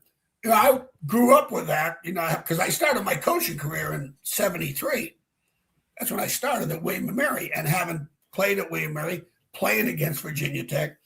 Bill Dooley doesn't get enough credit. He does not. And I get it, Frank Beamer, because I've coached with both of them. And it's sad, Bill had trouble counting the scholarships, The math failed him at Mississippi State. Right. All right. And he got in all sorts of trouble with the finances, which is counting, and the scholarships. But you know what, though? You look at the players. When he was at his last year at North Carolina, they lost to Nebraska in the Liberty Bowl. I think it was like a 3 or 4 point game, 21 to whatever. I think 17, I really think I'm accurate on this. 17 of his 22 starters at North Carolina were from the state of Virginia. Mm-hmm. Lawrence Taylor, Buddy Curry, Kenny Sheets, famous Amos Lawrence. He was a freshman at that time. I could go on and on. Billy Johnson, from Buckingham County. This kid was a heavily recruited great player. He'd come in the state of Virginia and get every great player. Yeah. And when he got to Virginia Tech, you look at those people he brought to Virginia Tech from now Virginia. Jesse Penn from Martinsville. He was a great player. Yep. You're talking about Ashley Lee and Cyrus Lawrence from Southampton. If those guys were playing today, Anthony Poindexter and Ashley Lee, there's no whole lot of difference. No. Cyrus Lawrence. Talent standpoint. Good Lord. And then, by the way, Bruce Smith. You talk about recruiting and talent. It's not even, it is phenomenal what he did at Virginia Tech at the time with, keeping those kids in state, because they were leaving the state. But I thought you'd appreciate that. No, that's great. That's great. Hey, Yeah. I sent you an article. In 1972. You read it. Just when the show's over, read it. I will. My senior year, we played Virginia Tech in the old Tobacco Bowl. They had Don Strock and the great tight end Mike Burnham, and we beat them. And you beat them. Okay. Yeah, I will. I'll check it out. Out. You check that out. So, hey, appreciate it. Merry Christmas. Merry Christmas, man, to you and your wife. You guys stay safe. Yeah. We'll see you. We'll be back next week, Coach. So you take care. Grantham, I said hello. Yeah, I will. Great stuff, Coach Elmo. Yeah, that's a great idea, Prometheus. We'll do that. We'll get Coach. I'll ask him. He would do that in a heartbeat. So what we'll do is next year when Tech has a meaningful game that's on TV, we'll have like a Tech watch party or something and have Coach Elmo on with us. He'd love that, I would think. I love the coach stuff. He gets wrapped up in it, but man, it teaches us so much. I don't know about you. I love it, man. I absolutely love hearing all that stuff. Because we think we know things as fans and watching, but we don't. You talk to these coaches, you're like, oh, that's so cool. Thanks to Family Fencing, sponsor of our studio here in Ryder. Thanks so much, Jason Green. Hope you guys have a great Christmas and congrats on the great start. Family Fencing is just doing great. And thanks to you. McClellan Chiropractic, Mark Hunley, thanks to him, over on Peppers Ferry Road. I still got to get over there and do the back cracking. I know I haven't done that yet. But we'll get all that done. Want to thank Pulaski County Sports Entertainment, the title sponsor of this program. We're going to be hitting on all their things, man. We're going to be picking up a lot of steam with them as we turn the calendar over here very soon. Charles Lee, Little River Heating and Air, 1095 Radford Street in Christiansburg. Let them come and take care of all of your needs that you might have. The attorney Ryan Price, sponsor of our fan question of the week, and it's just going to be, hey, send me your favorite Christmas sports gift memories. That'll be our fan question of the week. National Bank member FDIC, the exclusive banking partner of BDST, and my exclusive banking partner for 35 years. They're the best. As is Travis Williams, Professional Door Incorporated, sponsor of our text line. 38 years in business, garage doors better than anyone. They got so much business, they had to get a new fleet of workers. And we were able to put that word out, and I'm so happy that Travis has people he can rely on. It's awesome. Bob Christ and the Ready Set Fund. Something else that's great for the community, folks. ReadySetFund.com. I mean, they are effective and they work. Bob Christ 11 at Gmail. He's the brother of Dave Christ, the great Blacksburg football coach.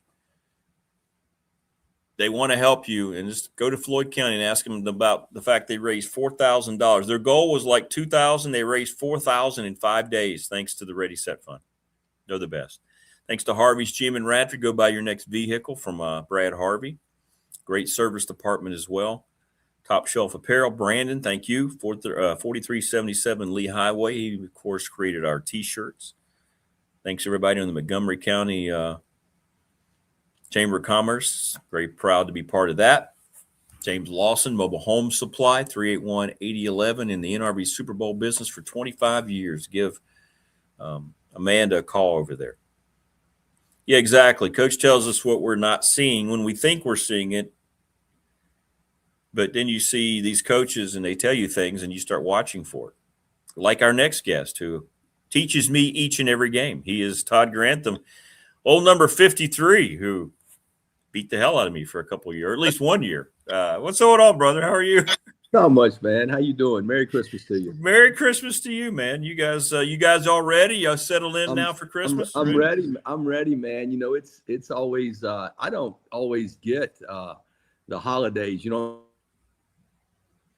if when I was in Cleveland, Christmas Day actually fell on a Sunday, so we played Christmas Eve and we got Sunday off. That was like a huge deal. You know what I'm saying? And then when I remember the toughest one was when I was in Houston, we had to leave Christmas Day to go play. We played at Tampa the next day, and we had to leave. I don't know. Dom tried to make it where we didn't have to get up there too early, but I think I had to be in there at 11. So, you know, the holidays in pro football weren't all. You ended up having to adjust. But in college, you used to get like a couple days. Like if you played on New Year's Day, you usually had to come back like Christmas Day night or something. So, yeah, you know, it's been a little bit of a depend upon what bowl game you're in, or if you're in NFL or whatever, of how much you enjoy Christmas. But I'm enjoying it this year and ready for it to get here. Well, a lot of people, before we get into the games, are asking about your playing career. I was trying to think of all the positions you played for Coach Hicks and then over at Virginia Tech. Can you go through? I know you played just about everywhere. I know you never came off the field. I played everything, man. For Coach Hicks, I played on the O-line and D-line, and that was more because we had to play, you know, both ways and everything. Back then, we used to flip the line. We called it a tight side and a split side, you know. And actually, what's interesting is that kind of went away. It went to right and left, right? But Bobby Petrino, when I went to Louisville, still had the old tight side, split side. They flipped their line. And that was the only team that I knew of in college that actually played that way. So in college, obviously in high school, I started out at center. That's what I thought. I started out at center, and then I got moved to tackle as I got a little bit older. And then when I went to Virginia Tech, I played everything. I was a rotational center, but I ended up playing more guard and ended up playing tackle at the end. So I got the ball. I'm just glad they didn't have the offenses they got now where you had to drop pass, because we didn't drop back pass him. We just rolled out. We had a scrimmage one time with Coach Dooley, and I think we had like 120 plays. and there were no passes. It was all direct runs, like leads right at the linebacker.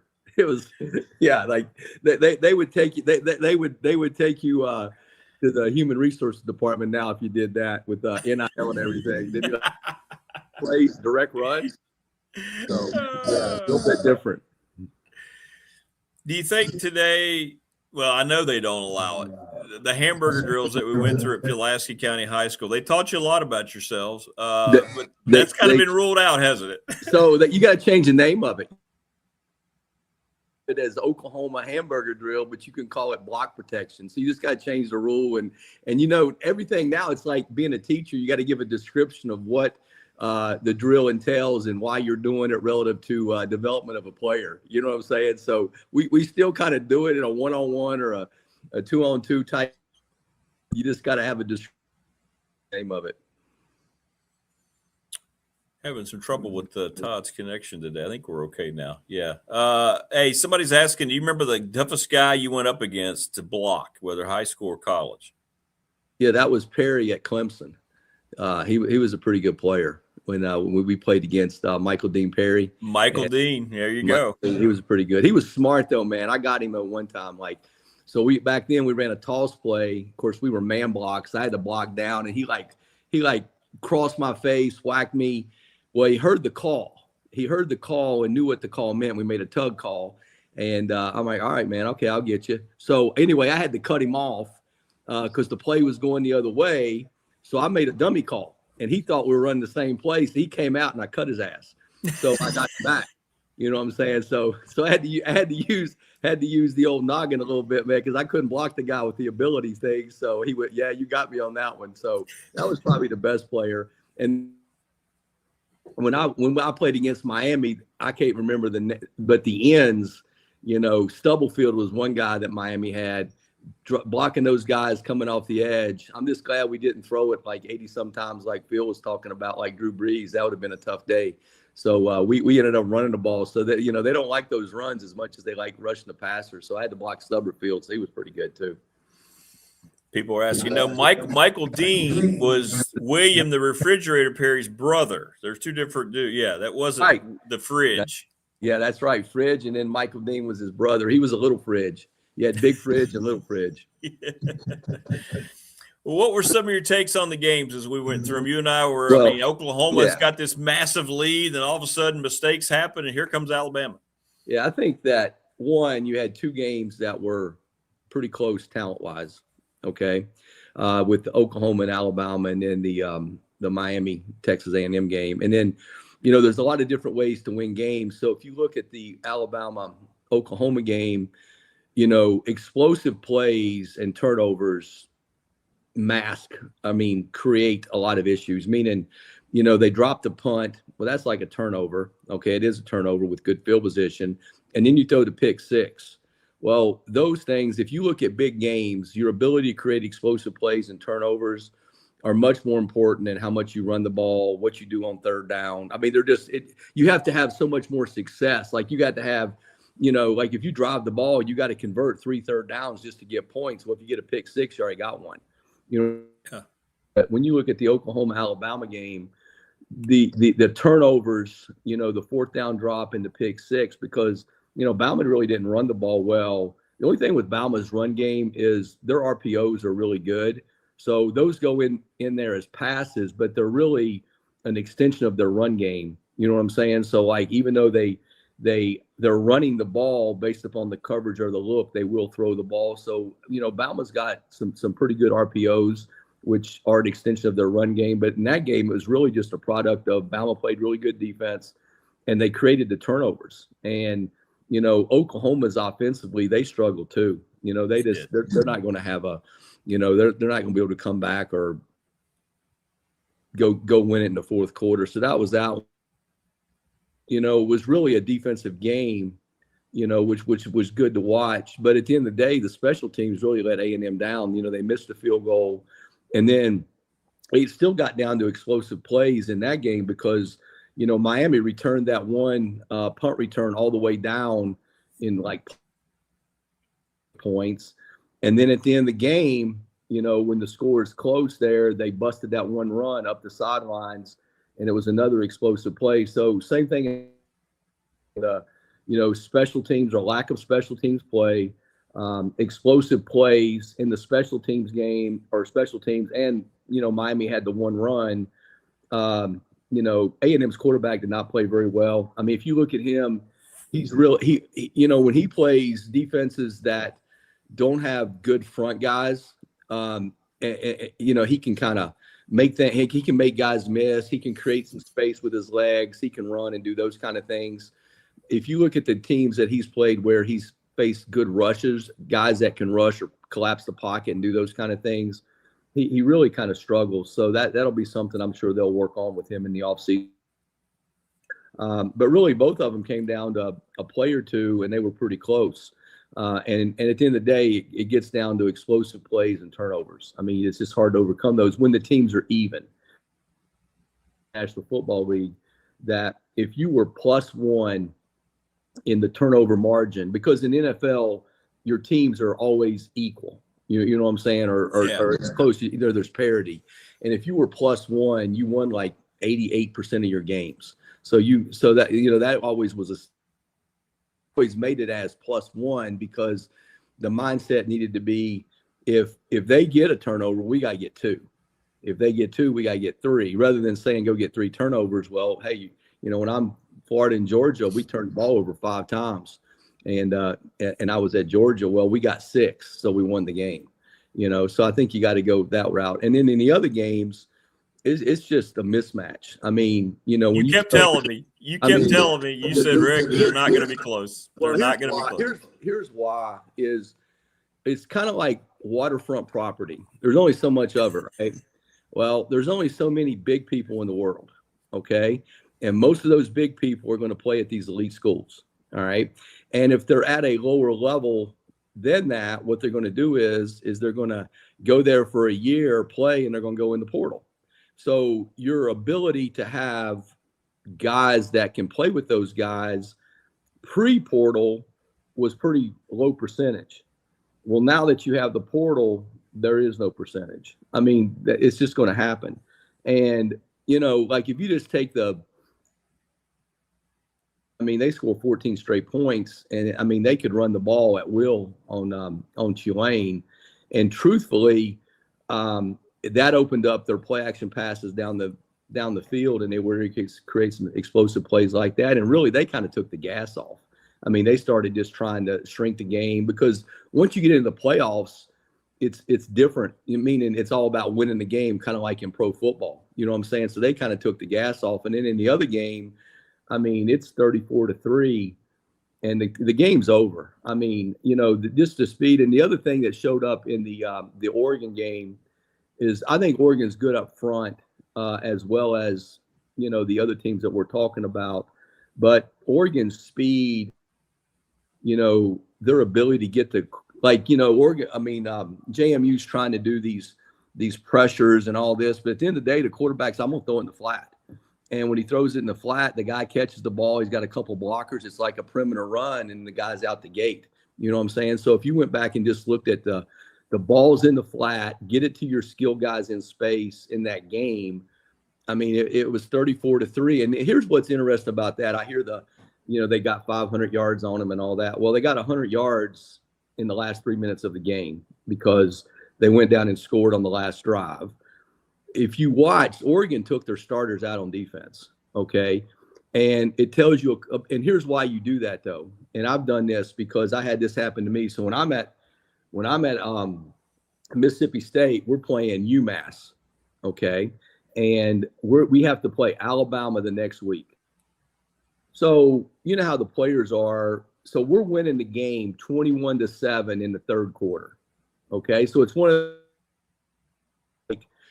it ain't finished. You know what I'm saying? So I had John Abrams, okay? And it's a third down call. So we're going to blitz John, okay? We're going to blitz John through the weak side B gap and get 2 on the back.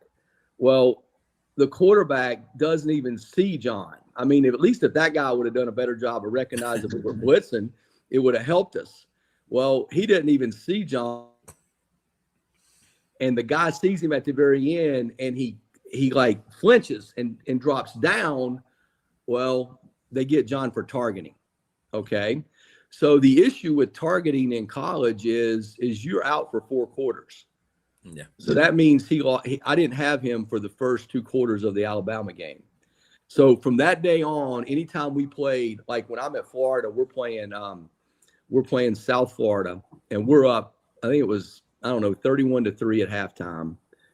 Anybody that was a playmaker wasn't playing the second half in that game. And I didn't play starters. And the reason for that is I didn't want the penalty, because we had to play Alabama the next week. So I'm not going to risk that penalty just to have good stats in this game. You see what I'm saying? So my point is and we ended up struggling in the game because we played some threes and things like that. But I'll take the heat for the struggle because I want to have my best players available. So if you looked at Lanning in that game, a lot of his starters were out on defense, because if you get a targeting play, you're out of the game. So they actually subbed their D-line on the 1 yard line on the next to last touchdown because they were ticked off, and they put those guys back in on the 1. But up until then, they had their threes in there, and that's the way they did the whole defense. And the reason they did that is if you lose a guy in the second half against JMU up 34-3 at the time, when you got to go to Texas Tech, that's just not being smart. So you just find a way to win the game and move on. But the other thing it'll tell you is the NIL numbers that guys have. Okay, you're going to pay these guys. Well, every guy doesn't get paid.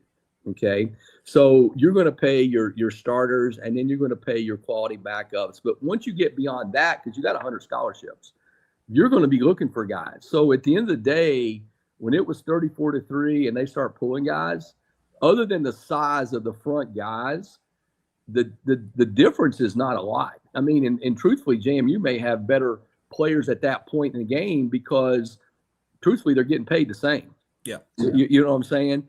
And the other thing is when you look at because I've watched a lot of football, is the lower tier quarterbacks, like there's more of those, meaning like JMU's quarterback's pretty good. And then when you factor in the kind of rush that he sees in his conference, he's really going to excel. Okay. So, I'm sure he'll be in the portal and he'll get some interest because he does have some ability. And then your ability to have outside receivers, like you can find receivers, like, you can find guys outside, because they actually had a couple of skill guys outside that can make some plays. So that disparity is not going to be as great as the big men, size, speed, that kind of stuff. That's where the disparity comes. And then in the second half, when it was totally out of control, to protect your guys from getting a penalty, and not being able to play against Texas Tech, you just live with the results and get through it. And actually for Lanning, it's a good thing, because I would say his guys aren't satisfied, kind of ready to go, because I think they'll give Texas Tech a pretty good run when they play them down at Texas Tech. Is there a game that stands out to you in the next round that excites you the most? Is it Ohio State, Miami, Indiana, Alabama? What game do you look at and say, okay, this is going to be good? I think Ohio State, Clemson. I'm getting ahead of myself, but I think the winner of the Ohio State Georgia game is going to be the guy that probably wins it. I mean, when you look at how it's unfolding, now I know they got to beat the teams, but when you look at it, the Ohio State, Georgia bracket, I think that'll be, one that's pretty telling. I mean, the Alabama Indiana game will be interesting to see, because, the thing it's almost like a perfect storm with Indiana from the standpoint of, and I've kind of looked at their roster. They brought in 13 players from JMU, okay, with him. So that's 13 core guys. I thought Tom Allen did a decent job of recruiting there. He didn't have the resources that Signetti had, but he had probably 5 or 6 guys that were decent. So if you add those 13 with those 5, that's 18 guys in your top 22. You know what I'm saying? And then you go to the portal and you can get a quarterback who's really probably as NFL ready as anybody that's playing now, more than most. Okay. And you hit on a couple D linemen, like their D linemen are pretty good. Yeah. So, you hit on a couple of those. Let's say you get 5 guys out of the portal. Now you got 27 guys. Well, you're going to play a whole team with that. Like, you're not going to play more than 27, 28 guys in a whole season, barring injury. So kind of looking at how they built that team, it's a little bit of a perfect storm in the sense of he came from a quality program like JMU. He brought 13 guys with him. Okay, so he knew those guys that went in the portal, and they're pretty good, solid core guys. Like I said, I thought Tom Allen did a decent job of recruiting there. He didn't have the resources or the quarterback. And, you add 4 or 5 guys from that group. Now you got it down to 18 to 20 guys. Then you go in the portal, get a quarterback, 4 or 5 guys. You got 25 to 27 guys. And then you go coach those guys up. That's kind of what happened. So, I think that'll be an interesting game to watch it. Bauma's lack of ability to run the ball is really something. I mean, I'll be honest with you.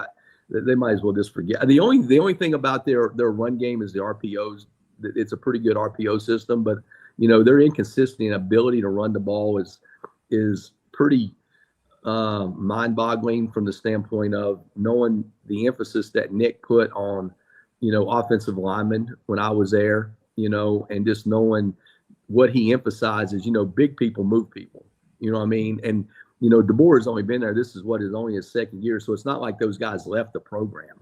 I mean, they were there. So their inability to run the ball is something that is kind of, interesting to think about. Finally, let me ask you, because of how well Miami plays defensively, especially up front, does that give them a better chance than maybe most teams that you would think going into the horseshoe this time of year?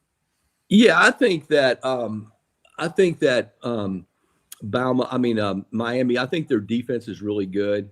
They're very stout up front. They got skill guys outside, and they do got a quarterback. Carson Beck has, it's an interesting guy. Like if you're in Georgia, like those guys cannot stand the guy. You know what I mean? Like the fans and all that, just his demeanor. He's not one of those guys that gives you like the excitement and things like that. But he is a good player. He's going to be an NFL quarterback, so you do have that. You got skill, so I think you have a chance. It always gets down to unusual things, turnovers, explosives, things like that. But I'll be honest, man, Ohio State's defense is so good. I mean, I've watched them. I mean, they play multiple things. They play 4 down. They play a 3-4 nickel structure, which we call mint, and then they can get in what we call 5-1, which we call cub. And their ability to set the edge, and they probably got about 5 legitimate first-round picks on their defense. That when you create those one-on-ones, they're pretty salty. I think the thing that's interesting about that situation is if you look at all the teams that struggled at that level, like Ohio State really struggled with Indiana, and I go back to the OC had just taken a head job. I do think that factors in. I think that that's a little bit of an advantage Ole Miss had playing Tulane, meaning like, look, that was like a scrimmage. Okay. They were going to win the game. Okay. But it allowed them to iron out the kinks because people were in new roles. You know what I'm saying? Not so much Charlie Weiss has called the plays all year, but Pete was in a new role of having to make decisions. He also moved from the booth to down on the field. And then, he's worried about adjustments with, the defense or whatever, which there weren't a lot of adjustments, but he had to get through how am I going to manage handling these adjustments with my team. And then they want to know, hey, we want to go for it or we want to punt, so you got to handle all that situational stuff being a defensive coordinator / head coach. So I do think that was an advantage for Ole Miss to be able to play that game because they had coaches in new roles to iron out their procedure and what they do, so I think that was good. But getting back to Ohio State, man, they really struggled against Indiana in the Big Ten championship game. And just watching offensively, they didn't look the same. And I'm not making it a fault or an excuse or anything, but when guys take new roles, now all of a sudden their OC's worried about, well, who's my staff going to be? What am I going to do with the players there? Because they have a few players that are going to go in the portal. Well, I'm going to try to keep those guys to help me win next year. So you got to balance all that stuff. And it just didn't look like it fit to me. So I think that side will be better in this game. So I think they always have, anytime you play good defense and you got skill like they got, like we went to, when I was at Michigan State, we played Ohio State in the shoe and they were number 1 in the country. And we had a receiver named Plexico Burris. Okay. Well, we only completed, I think, 3 passes that day, and all 3 of them were like 70+ yards to Plexico, and we won the game like 21-14. That we couldn't run the ball. We just threw it up to him. And so I mean, you got a chance. You know what I'm saying? So I think they'll have a chance, but I really do think, man, Ohio State is really good defensively, and I think they'll iron out some things offensively with their procedure, how they're doing it, and kind of go from there. Well, that's a great point you make. Not only are the 2 G5 teams, kind of overmatched physically, both their coaches are going somewhere else. They're there, right? But they've got new jobs waiting on them. You wonder how you're right. It shifts things a little bit, doesn't it? Yeah, so I think it shifts. And I actually think it's even harder at the coordinator level, meaning the head coach doesn't really call the plays. Like, he just kind of sits there, and he might do things during the course of the week from a preparation standpoint, but he's really just got to decide, hey, are we going for it or not? Those kind of things. Whereas a coordinator, he's got to call every play. Yeah. You know what I mean? So when the coordinators take those jobs, that ends up really affecting the game, because he's got to make the decision every play of what we're going to do. And then you get into that power struggle. Do I continue to develop my game plan, or am I good? And, I don't watch that extra 30 minutes, or I watch that extra game. Do I go work on, what I'm going to be doing next year? So it's a tough balance. But I think that now that they've had that game, I think Ohio State will kind of iron that out, and they'll look a little bit more like they've looked earlier in the year. Well, TG, it's great stuff, brother, and thank you so much. You're giving me a new way I look at the games now, too, just watching, checking out these contests. So thanks for that. Yeah, man. I saw your boys at Denver, they do the old man zone ID quite a bit. They'll put the back out, and they'll bring you back in, and then they'll see if it's man or zone and play it. So there's a lot of that stuff going on. It's kind of fun to watch, and then watch the guys check and all that kind of stuff. So anyway, that's the game we live in now. Yeah, Trevor figured it out yesterday. Jacksonville had a good plan. They kind of beat up on the Broncos yesterday. Yeah, Jacksonville is one of those interesting deals. They got a quarterback that can really play. And, I mean, in that league, the quarterback play is so important.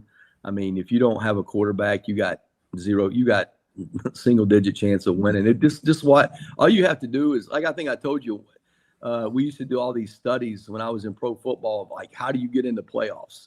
Is it rushing? Is it third down? Is it sacks and all this, turnovers, all this? The number one stat every year was very simply, what was your quarterback rating? Okay. And then what did your defense make the other team's quarterback rating be? And there was always a plus minus. And the teams that had the highest plus, meaning our guy played really good and we made the other guy play really bad, those guys won the game. And just the way the rules are set up in pro football, I mean, that's what they want. They want entertainment. They want the passing. They want the explosive plays down the field. And that's why the rules are the way they are. And if you just look at all the teams that are winning, their quarterbacks that are playing playing really good. And then when you look at all the teams that are getting ready to pick first, they're all talking about what quarterback we're going to take because their quarterbacks are playing really bad. So, it's no more complicated than that. Your ability to, have a quarterback in that league. It's true. We oversimplify. Sometimes we make things too hard, don't we? We do. Yeah. What is interesting though is Sean Payton's not a big analytics guy. That's an interesting deal. He's not a big, hey, it says go for it. No, I'm punting. You know what I'm saying? And playing the field position and all that kind of deal. And that actually came up in the broadcast yesterday when they were talking about it. But Sean's not a big analytics guy. He's going to base it on the game, what he thinks his strengths are relative to the team they're playing, which to me is the right way to do it and kind of go from there. Yeah, I agree. All right, brother. Have a great holiday, man. Merry Christmas to you and your family. Merry Christmas to you. Merry Christmas to all the people watching. You have a great day, and I'll talk to you next week. All right, brother. Stay safe, man. Talk to you. Great stuff. Todd Grantham. There you go, man. I tell you what, I eat that stuff up, man. It just, talking to Todd as much as we have recently, I'm watching these games now so much differently. He and Coach Elmo. It's so cool because you just have an education there now that you don't. You're getting it from guys who are the best, that do this for a living, have done this, and Todd's going to do it one more time. And it's just great, man. It's great. Thank you to everybody. Great stuff. Everybody in chat. We will have a Tuesday show tomorrow. I believe Burnup's okay tomorrow. I know Marva's going to join us.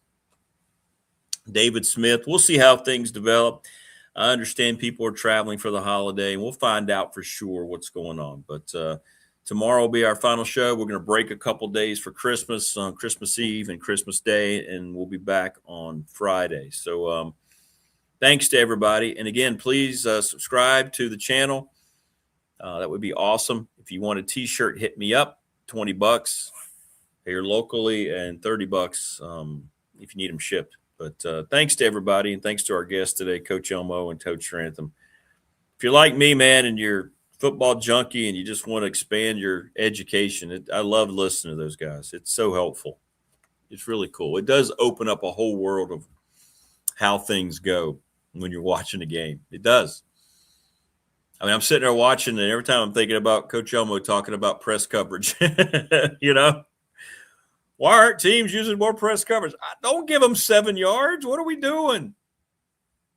Things like that. Good stuff. But everybody have a great rest of your day. I hope people have time for some time off and can relax a little bit. And we'll see you tomorrow here on the program. Tell your friends. Tell your friends. But thanks for watching, everybody. Stay safe. Enjoy the rest of your day. And we'll see you tomorrow, our final show before we break away for a couple days for Christmas. Take care, everybody. We'll see you tomorrow.